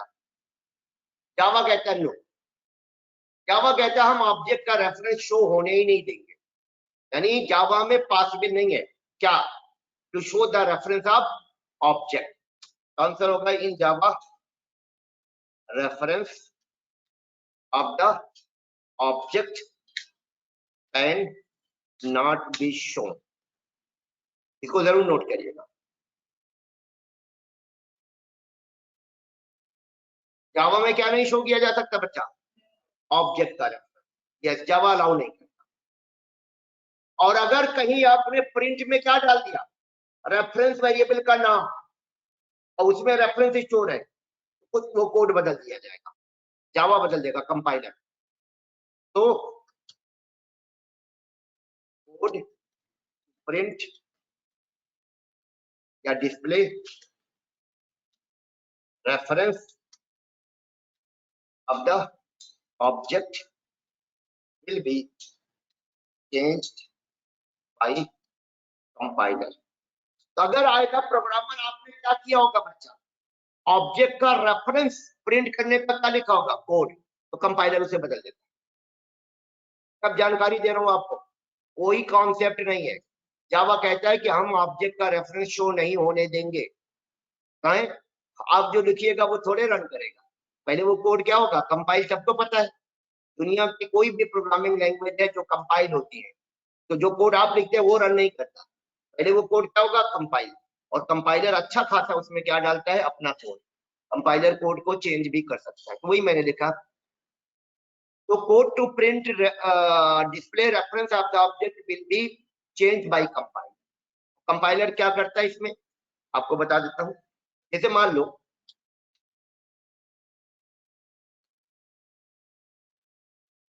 ये मेरी क्लास डबल ए का क्या बन रहा है, ऑब्जेक्ट, और ओबीजे में क्या स्टोर हुआ, ऑब्जेक्ट का रेफरेंस। और यहां पर मैं क्या लिखने जा रहा हूं, code to display reference of the object. मैं लिखा system dot out dot print channel OBJ. OBJ में क्या स्टोर है, ऑब्जेक्ट का रेफरेंस स्टोर है, और मैंने उसका कोड लिख दिया। तो क्या होगा आगे, this code is written to print value of variable OBJ. ये कोड जो लिखा गया किस चीज का लिखा गया बच्चा, ओबीजे एक वेरिएबल है कि नहीं है, बच्ची बता, ओबीजे क्या है, ओबीजे यहाँ क्या है रंजिता। तो मैंने ये जो कोड लिखा किस लिए लिखा है, इस वेरिएबल की वैल्यू को प्रिंट करने का लिखा है कि नहीं लिखा है। जैसे जैसे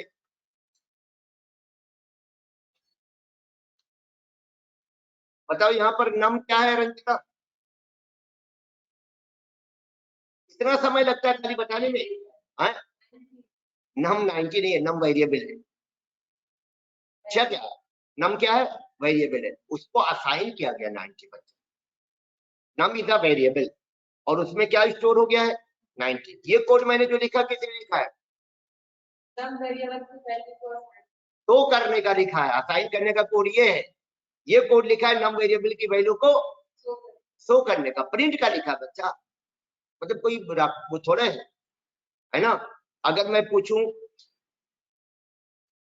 90 प्लस 50 किस चीज का कोड है, आप थोड़े बोलेंगे कि सब्ट्रैक्ट करने का कोड, आपको देख के बताना है ना, कोई सोच के थोड़े बताना है कि सर मुझे याद करने दीजिए, मैं क्लास सेकंड में थी तो मेरे सर ने बताया था कि किस चीज का कोड है ना, देख के बताइएगा ना। कैसे कैसे बताया आपने कि ऐड करने का कोड प्लस यूज किया गया, एब्सोल्युटली करेक्ट। अब आपने बता दिया कि ये मल्टीप्लाई करने का कोड है, सब्ट्रैक्ट करने का कोड है, कैसे माइनस यूज किया है, तो वही ना असाइन करने के लिए कौन सा ऑपरेटर किया गया, इक्वल। रट्टा मार लो ना, रट्टा ही तो मारना होगा ना कि इक्वल ऑपरेटर किस लिए यूज होता है, तो कहीं भी असाइन करने का कोड अगर होगा तो इक्वल लगा होगा। अब बताओ इसमें असाइन करने का कहाँ इक्वल ऑपरेटर कहाँ लगा, तुमने कहा ये नम की वैल्यू को असाइन करने का कोड लिखा गया, प्रिंट एनल मेथड कॉल किया गया भाई, क्लियर है। अच्छा नम में क्या रेफरेंस स्टोर है कि वैल्यू स्टोर, तो वैल्यू प्रिंट हो जाएगा। प्रिंट में क्या गड़बड़ होगा, रेफरेंस नहीं प्रिंट होगा। तो this code is written to print value of variable OBJ and compiler will change this command. Compiler इस कमांड को क्या कर देगा, चेंज, विल बी एज, ये ऐसे बन जाएगा बच्चा। यहाँ पर एक मेथड कॉल कर दिया गया कंपाइलर के द्वारा, ट्विस्टिंग नाम का, ट्विस्टिंग नाम का एक मेथड कॉल कर देता है कंपाइलर। हमने लिखा ओबीजे, ओबीजे हमारा क्या है, रेफरेंस वेरिएबल। कंपाइलर आगे क्या लिख देगा, डॉट ट्विस्टिंग। अब क्या प्रिंट होगा, ट्विस्टिंग मेथड जो रिटर्न करेगा, now value return by to string method will be printed. कौन सी वैल्यू प्रिंट होगी बच्चा, ट्विस्टिंग मेथड जो रिटर्न करेगा। कंफर्म सबको, अभी ट्विस्टिंग मेथड का पोस्टमार्टम कर देता हूं, डोंट वरी। ऑनलाइन आप लोगों को जरूर याद रखिएगा, जावा में ऑब्जेक्ट का रेफरेंस शो नहीं किया जा सकता, तो कंपाइलर क्या करेगा, अगर रेफरेंस शो करने का कोड उसे दिखेगा तो चेंज कर देगा, क्योंकि कोड पहले कंपाइल होगा तब रन करेगा बच्चा, और रन करेगा तब डिस्प्ले होगा, और रन से पहले क्या हो रहा है, कंपाइल, कंपाइलर चेंज कर देगा। ठीक है, मेरी बात समझ में आ रही है। बच्चे लोग तो जानती हो रेफरेंस प्रेफरेंस के बारे में? तुम ही लोगों से पूछ रहा हूँ, तुम दोनों से। हाँ, जानकारी है ना? पता नहीं चेहरे का एक्सप्रेशन नहीं बता रहा।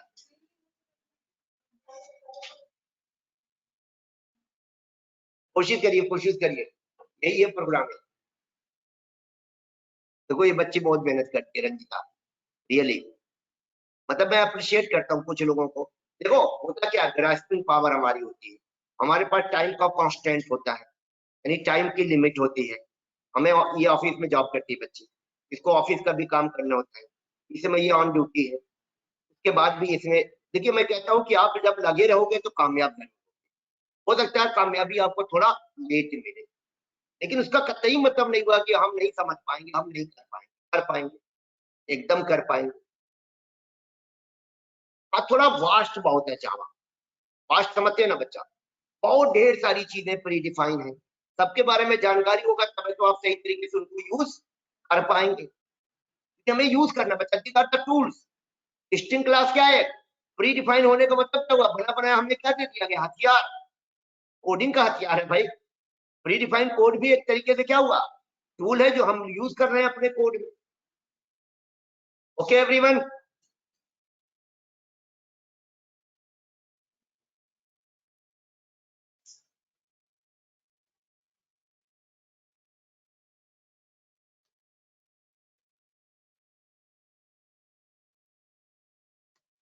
चलिए तो यहां पर क्या प्रिंट होगा बच्चा इस केस में? str1 रेफरेंस वेरिएबल है कि नहीं है? अब इसकी वैल्यू तो प्रिंट नहीं होगी, ये कोड कंपाइलर बदल के क्या कर देगा? कंपाइलर इसको चेंज करके क्या कर देगा? Dot to string. इसका मतलब टू स्ट्रिंग जो रिटर्न करेगा वही प्रिंट होगा, यानी ये कोड बदल दिया गया। हमने जो कोड लिखा था ये, कंपाइलर इसको बदल के ये कर देगा। सिमिलरली ये कोड भी बदल दिया जाएगा बच्चा, कंपाइलर इस कोड को चेंज करके क्या कर देगा? str2.to स्ट्रिंग, और कंपाइलर इस कोड को बदल के क्या कर देगा? str3.to string. इसका मतलब ये दोनों कोड सेम है बच्चा, दोनों का रिजल्ट भी सेम आना चाहिए। प्रूफ कर रहा हूं, देखिएगा ये दोनों कोड भी क्या है? सेम है, क्योंकि ये हमने लिखा है, ये कंपाइलर बदल के कर देगा क्या? str2.to स्ट्रिंग, और ये तो हमने खुद ही लिख रखा है क्या? str2.to string. तो इसका मतलब दो कोड हमने सेम लिख दिया है। अब देखने में सेम नहीं लग रहा है, लेकिन रन करने सेम कोड जाएगा। और आपको बता दूं ये टू स्ट्रिंग मेथड हमारे ऑब्जेक्ट की वैल्यू रिटर्न करेगा। ये जो टू स्ट्रिंग मेथड कॉल हुआ है ये क्या रिटर्न करेगा? यहाँ ऑब्जेक्ट की वैल्यू। बताइए स्ट्रिंग क्लास के ऑब्जेक्ट में क्या होल्ड है, स्टोर है? रेहान सॉरी। स्ट्रिंग बफर के ऑब्जेक्ट में क्या स्टोर है? अहमद। और स्ट्रिंग बिल्डर क्या ऑब्जेक्ट में स्टोर है? सिद्दीकी। यही वैल्यू दिखेगा, दो बार रिपीट होगी। अगर दो बार रिपीट हो रही है इसका मतलब जो कमांड हमारा str1 है वही कमांड हमारा क्या है? str1.to स्ट्रिंग है कि नहीं है? रिजल्ट से प्रूफ हुआ कि नहीं बच्चा? बोलो, इन दोनों का रिजल्ट सेम आ रहा है, इसका मतलब हुआ ये वाला जो कमांड है वही ये वाला भी कमांड है। कंफर्म है? ये टू स्ट्रिंग मेथड का भी मैं पोस्टमार्टम करता हूँ, बड़ा इंपॉर्टेंट मेथड है, बहुत यूजफुल मेथड है, आगे चल के इसका बड़ा रोल आए। ठीक है, कहानी समझ में आई? ऑनलाइन सुप्रियो, हिमांशु, अंतरा, कृतिका, समझ आया।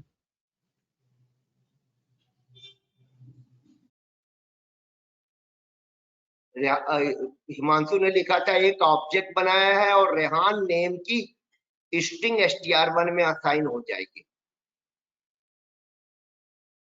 रेहान नेम नहीं है भाई, रेहान वैल्यू है।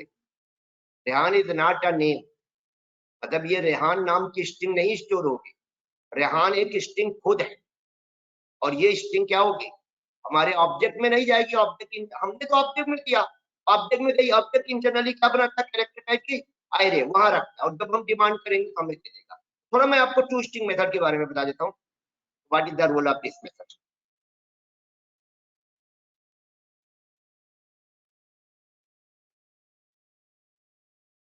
ये पूरा मेथड का बच्चा प्रोटोटाइप है, सिग्नेचर है, यानी ये मेथड ऐसे पब्लिक है, इसका रिटर्न टाइप क्या है? स्ट्रिंग है, और मेथड का नेम क्या है? To string. और ये मेथड है किसका? किसी न किसी क्लास का होगा प्री डिफाइंड, ये ऑब्जेक्ट क्लास का मेथड है। Which class? ऑब्जेक्ट क्लास के बारे में मैं क्लियर कर दूं बच्चा। ऑब्जेक्ट क्लास हमारी जावा की रूट क्लास होती है। ये जावा में जितनी क्लासेस बनी है, सबसे पहली जो क्लास बनाई गई थी that was object class and it has 11 methods. One of them is what? टूस्ट।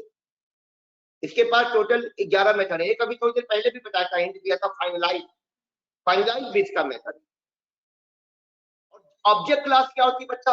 जावा में सभी क्लास की अंडरस्टूड पेरेंट है। अंडरस्टूड पेरेंट का मतलब डिफॉल्ट पेरेंट है, यानी ना बनाइए उसकी पेरेंट किसे बना दिया जाएगा? Object class. इसका मतलब एवरी क्लास है दिस मेथड। कौन सा मेथड? ऑब्जेक्ट। ये टू स्ट्रिंग मेथड बच्चा। क्यों? क्योंकि ऑब्जेक्ट क्लास का method.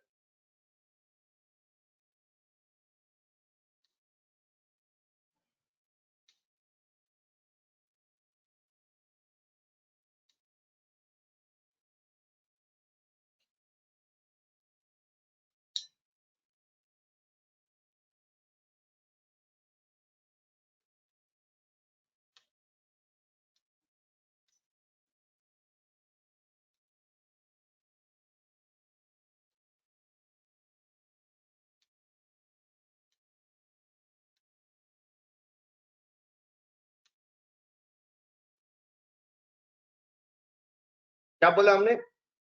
Object class is default super class या parent class of every class in Java. So every Java class has two string method. क्योंकि parent से इनहेरिट होके किसके पास आ चुका होगा? चाइल्ड के पास। और ये टू स्ट्रिंग मेथड कॉल होने पर काम करेगा क्या? कुछ नहीं करता, खाली रिटर्न करता, कोई काम नहीं करता, रिटर्न केवल करता बच्चा। अंदर कोई टास्क है ये नहीं, खाली रिटर्न का कोड दिखा दिया। किसकी बात करूं मैं? मैंने कोड देखा, कोड दिखा दूं आपको। इसका कोड है जावा का।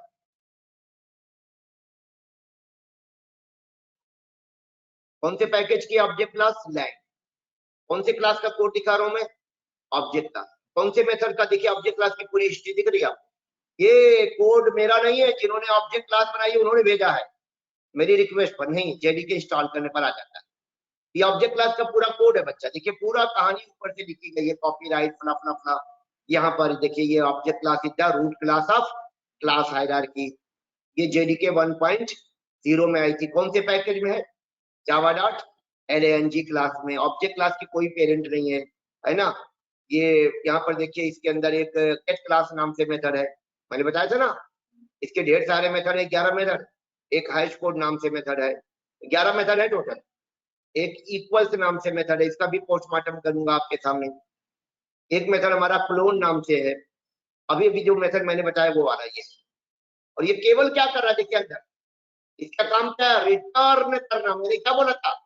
ये कोई टास्क परफॉर्म नहीं करेगा, सिर्फ क्या करता है? रिटर्न करता है। अब क्वेश्चन का क्या रिटर्न करता है?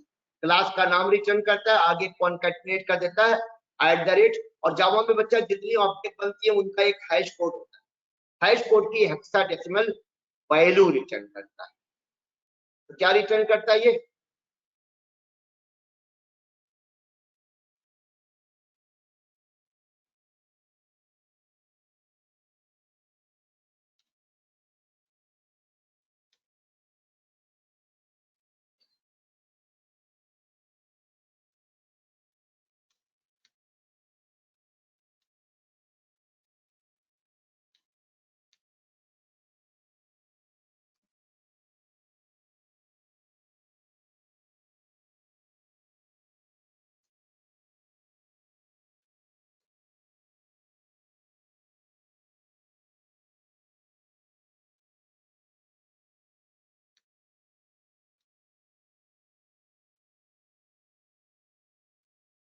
जितनी जावा में ऑब्जेक्ट बनती है बच्चा, कोई भी ऑब्जेक्ट बनती है उसका एक हैश कोड होता है, और हैश कोड की एक हेक्साडेसिमल वैल्यू होती है।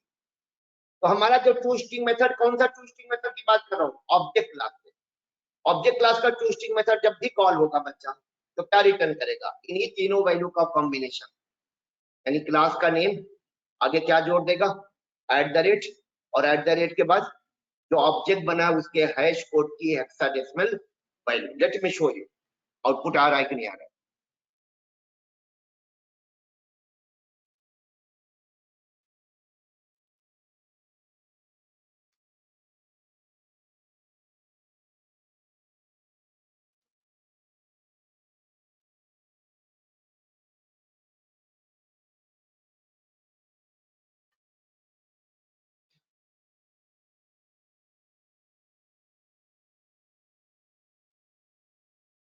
एक मैं अपनी खुद की क्लास बना रहा हूँ बच्चा, इसका नाम रख रहा हूँ क्या, माई स्ट्रिंग, और इसके अंदर एक वेरिएबल डिक्लेयर कर रहा हूँ स्ट्रिंग टाइप का डेटा नाम से।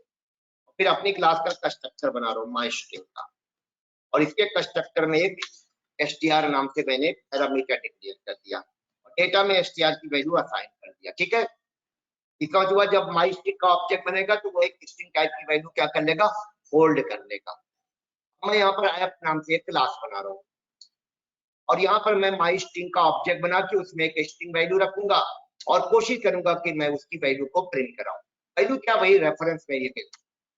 What I am doing here, creating an object of my string class.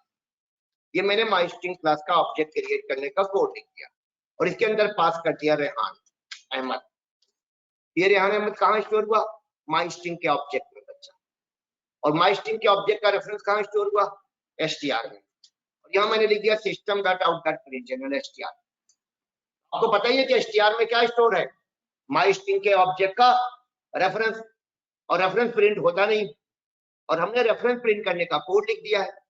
ये किस चीज का कोड लिखा गया बच्चा, str की वैल्यू प्रिंट करने का। str यहाँ क्या है, वेरिएबल है, और str वेरिएबल में क्या स्टोर है रंजिता जी, नहीं, माई स्ट्रिंग के ऑब्जेक्ट का रेफरेंस। रेहान अहमद स्टोर है माई स्ट्रिंग के ऑब्जेक्ट में, और माई स्ट्रिंग के ऑब्जेक्ट का रेफरेंस कहाँ स्टोर है, str। रेफरेंस वेरिएबल में बच्चा ऑब्जेक्ट का रेफरेंस स्टोर होता है।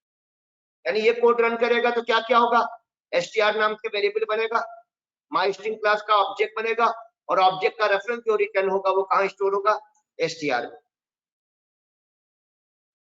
ठीक है, अब क्या होगा आपको पता नहीं, ये कोड बदल दिया जाएगा कंपाइलर के द्वारा, और बदल के क्या कर दिया जाएगा, आगे टू स्ट्रिंग मेथड कॉल हो जाएगा। तो प्रिंट क्या होगा, टू स्ट्रिंग जो रिटर्न करेगा, टू स्ट्रिंग क्या रिटर्न करेगा, क्लास का नाम @ ऑब्जेक्ट के हैश कोड का हेक्साडेसिमल बाइट। देखिए, अरे क्लास का नाम माई स्ट्रिंग है, आगे क्या लिखा हुआ है, @ और फिर जो ऑब्जेक्ट बनता है उसके हैश कोड की हेक्साडेसिमल वैल्यू है। अभी फायदा नुकसान की बात नहीं, अभी तो मैं आपको बता रहा हूँ क्या होता है, कब, जब हमारा रेफरेंस वेरिएबल प्रिंट किया जाएगा।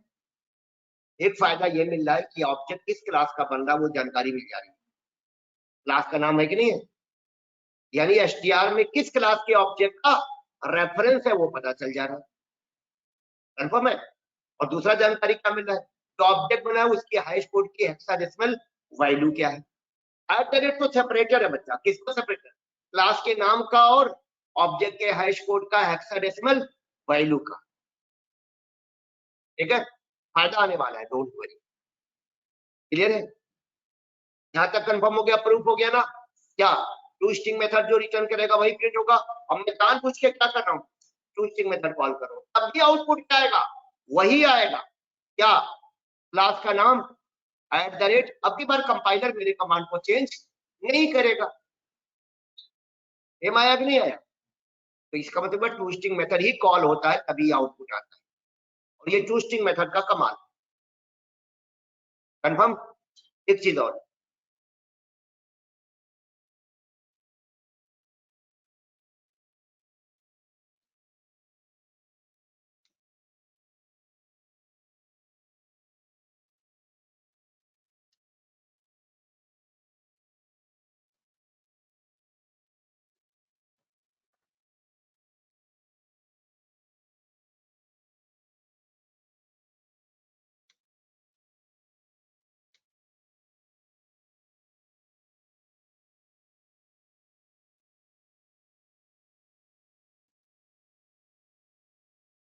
अच्छा एक चीज और आपको पता होगा, चाइल्ड क्लास के पास क्या बेनिफिट होता है, क्या प्रिविलेज होता है, वो पेरेंट के मेथड को ओवर राइड कर सकता है। ये प्रिविलेज दिया गया चाइल्ड को का, कि आपको बिना मांगे मेथड मिल रहा है, आपको नहीं चाहते तब भी मिल रहा है, तो आप उसे बदल सकते, ओवर राइड कर सकते हो। जो मैंने लिखा है we know child class can override parent class method, तो टू स्ट्रिंग मेथड को भी चाइल्ड क्लास क्या कर सकता है, ओवर राइड कर सकता है। तो so to string method can be overridden by child.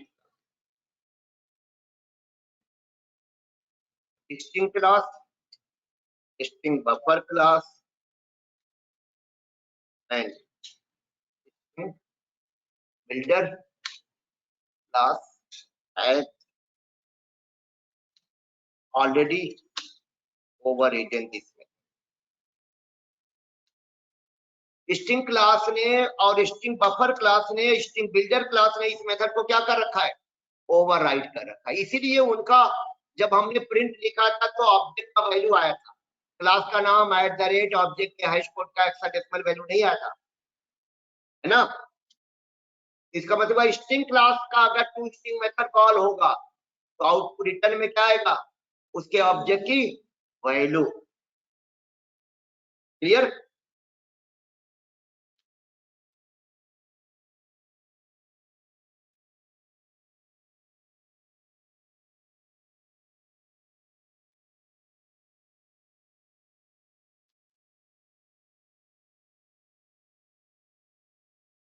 ये जो टू स्ट्रिंग मेथड है वो क्या करता है बच्चा, इन क्लासेस के ऑब्जेक्ट की वैल्यू रिटर्न करता है। इसीलिए जब हमने str1.toString लिखा था स्ट्रिंग क्लास में, आउटपुट में क्या आया था, रेहान, और str2.toString में क्या आया था, अहमद, ऑब्जेक्ट की वैल्यू आया। ओवरराइड किया था।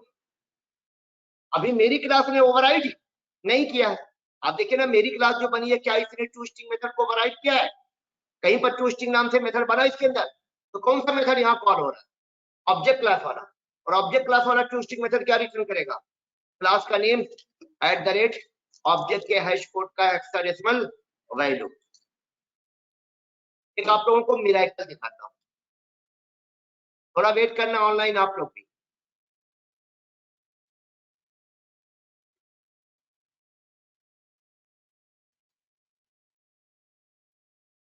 मिरेकल नहीं है, बेवकूफ बनाऊंगा।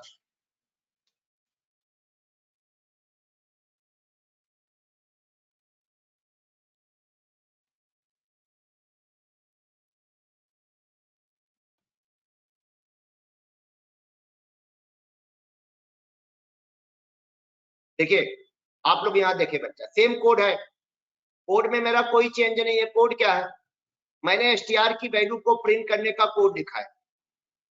मैंने str में तो क्या है, रेफरेंस, यहाँ टू स्ट्रिंग मेथड कॉल होगा और प्रिंट क्या होगा, टू स्ट्रिंग मेथड जो रिटर्न करेगा। और रिटर्न तो ये किया था इसने, लेकिन आपकी बार देखिए मिरेकल होता हुआ दिखेगा।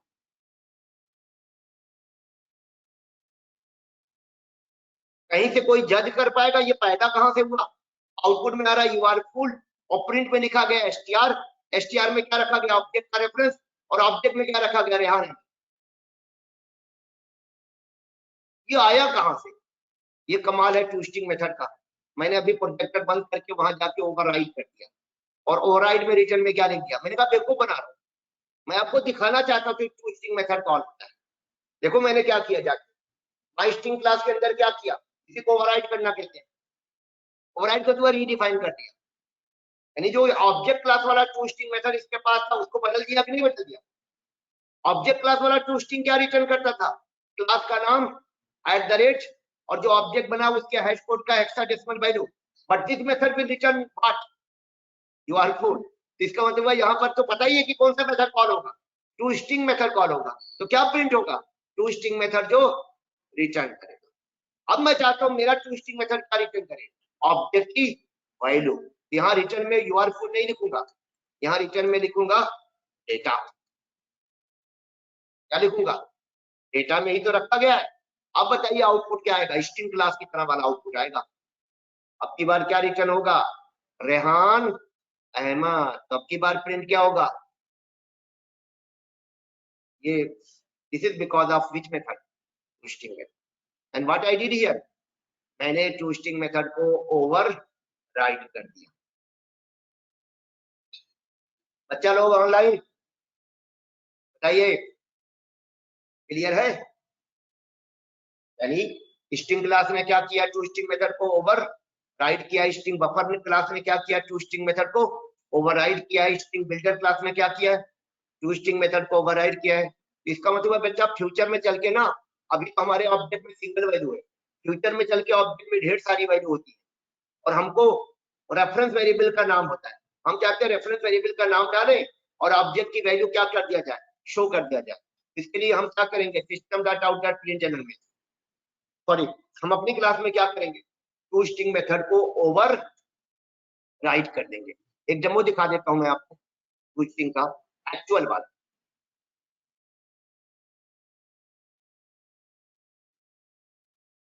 ये मेरी प्रोडक्ट नाम की क्लास है, देखिए इसके अंदर मैं कुछ इंस्टेंस वेरिएबल डिक्लेयर कर रहा हूँ। ये प्रोडक्ट आईडी हो जाएगा,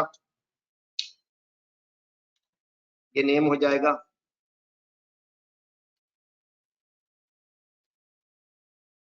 ये ब्रांड हो जाएगा,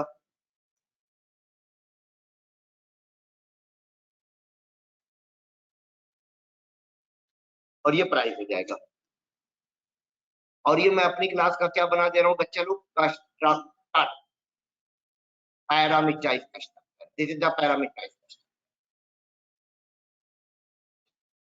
अब देखिए मैं यहाँ पर एक ऐप बनाऊंगा, class new class what app. ये मेरी ऐप नाम से क्लास है, ऐप नाम से बनी हुई, ऐप टू नाम से क्लास है। Now what I will do, यहाँ पर मैं अपनी प्रोडक्ट क्लास का बच्चे लोग एक ऑब्जेक्ट क्रिएट करूंगा। This is the object I am creating from the product class. अभी यहाँ एक एरर आएगा, बताना होगा आपको बच्चा एरर क्यों आ रही है। इसमें एक एरर आ रही है, न्यू प्रोडक्ट। एरर क्यों आ रही है रंजीता, आप बता सकते हैं? ऑब्जेक्ट बनाने के कोड में मैंने गलती क्या की? आप लोग बताओ, बच्चा आपका नाम क्या है पीछे? हाँ तू, वैभव। वैभव जी बताइए एरर क्यों आ रही है? तुम्हारा नाम क्या है बच्चा? साहब आप बताइए एरर क्यों आ रही है? सर मैं बताऊं? हाँ बता दो। सर आर्ग्यूमेंट्स में आपने पैरामीटर पास नहीं किए, जबकि आपने ये पेरेंट्स क्लास में वो पैरामीटर पास किए हुए हैं। क्लास नहीं होता यार, पेरेंट क्लास में क्या होता है? एक्चुअली हमने जो कंस्ट्रक्टर बनाया बच्चा, वो कंस्ट्रक्टर पैरामीटराइज। प्रोडक्ट क्लास में एक ही कंस्ट्रक्टर बनाया है and that constructor is parameterize. और यहाँ हम कौन से कंस्ट्रक्टर को कॉल करने के लिए बोल रहे हैं? Default non parameterise. और non parameterise constructor product class के पास है ये नहीं, इसलिए एरर आ रहा है। इसका मतलब जब भी ऑब्जेक्ट बनाने का कोड लिखिएगा सही कंस्ट्रक्टर कॉल करवाइएगा, क्योंकि मैंने क्या बोला था, कहने को तो ऑब्जेक्ट बनाने का कोड है, पर इंटरनली क्या होता है, कंस्ट्रक्टर कॉल होता है। तो कंस्ट्रक्टर मिल नहीं रहा है, तो अब हमको 3-4 वैल्यू यहाँ पास करना होगा कंस्ट्रक्टर में। प्रोडक्ट का नेम है ना, फिर प्रोडक्ट का ब्रांड, फिर प्रोडक्ट का प्राइस। अब देखिए एरर चली गई। अब अगर मैं यहाँ system dot out dot print लिखूं तो क्या प्रिंट होगा? टू स्ट्रिंग मेथड जो रिटर्न करेगा, क्या रिटर्न करेगा? क्लास का नेम @ ऑब्जेक्ट के हाइट कोड का हेक्साडेसिमल वैल्यू। मैं चाहता हूँ नहीं मेरे ऑब्जेक्ट की वैल्यू डिस्प्ले हो, क्या वैल्यू? वही आईडी, नेम, ब्रांड और प्राइस। तब इसके लिए आपको क्या करना होगा, टू स्ट्रिंग मेथड को ओवर, और इक्लिप्स में ये फीचर दे दिया गया है, देख लीजिए कौन से मेथड को ओवरराइड करने का, टू स्ट्रिंग। ये इक्लिप्स ने हमको बना के दे दिया कि हमको ओवरराइड करने दीजिए, हम नमक मिर्च लगा के ओवरराइड करेंगे, कर दिया उसने। अब क्या होगा, अब जो टू स्ट्रिंग मेथड रिटर्न करेगा वो प्रिंट होगा। देखिए प्रोडक्ट का डेटा आ गया नहीं आ गया, नमक मिर्च लगा के। यानी प्रोडक्ट का data PID equal to 101, name is equal to mobile, brand is equal to Samsung, price equal to 34,000। कमाल किसका है, टू स्ट्रिंग मेथड का। और इक्लिप्स में मतलब सोचिए टू स्ट्रिंग मेथड को ओवरराइड करने का फीचर डाल दिया गया। आप चाहे तो खुद से ओवरराइड करते, मैंने पीछे वाले में किया था, लेकिन इक्लिप्स कहते हम भी ओवरराइड करेंगे, थोड़ा नमक मिर्च लगा, नमक मिर्च के बाद थोड़ा रिजल्ट को थोड़ा और अच्छा बनाते। तो ये रिजल्ट किसकी वजह से पॉसिबल हुआ, टू स्ट्रिंग मेथड जो मैंने ओवरराइड किया और वो मेथड कॉल किया गया। क्लियर है ऑनलाइन बच्चे लोग? इसको कल कंटिन्यू करेंगे, आज की क्लास में ओवर करता हूँ। Thank you, see you tomorrow. कल मिलते हैं, कल इसको कंटिन्यू करूंगा।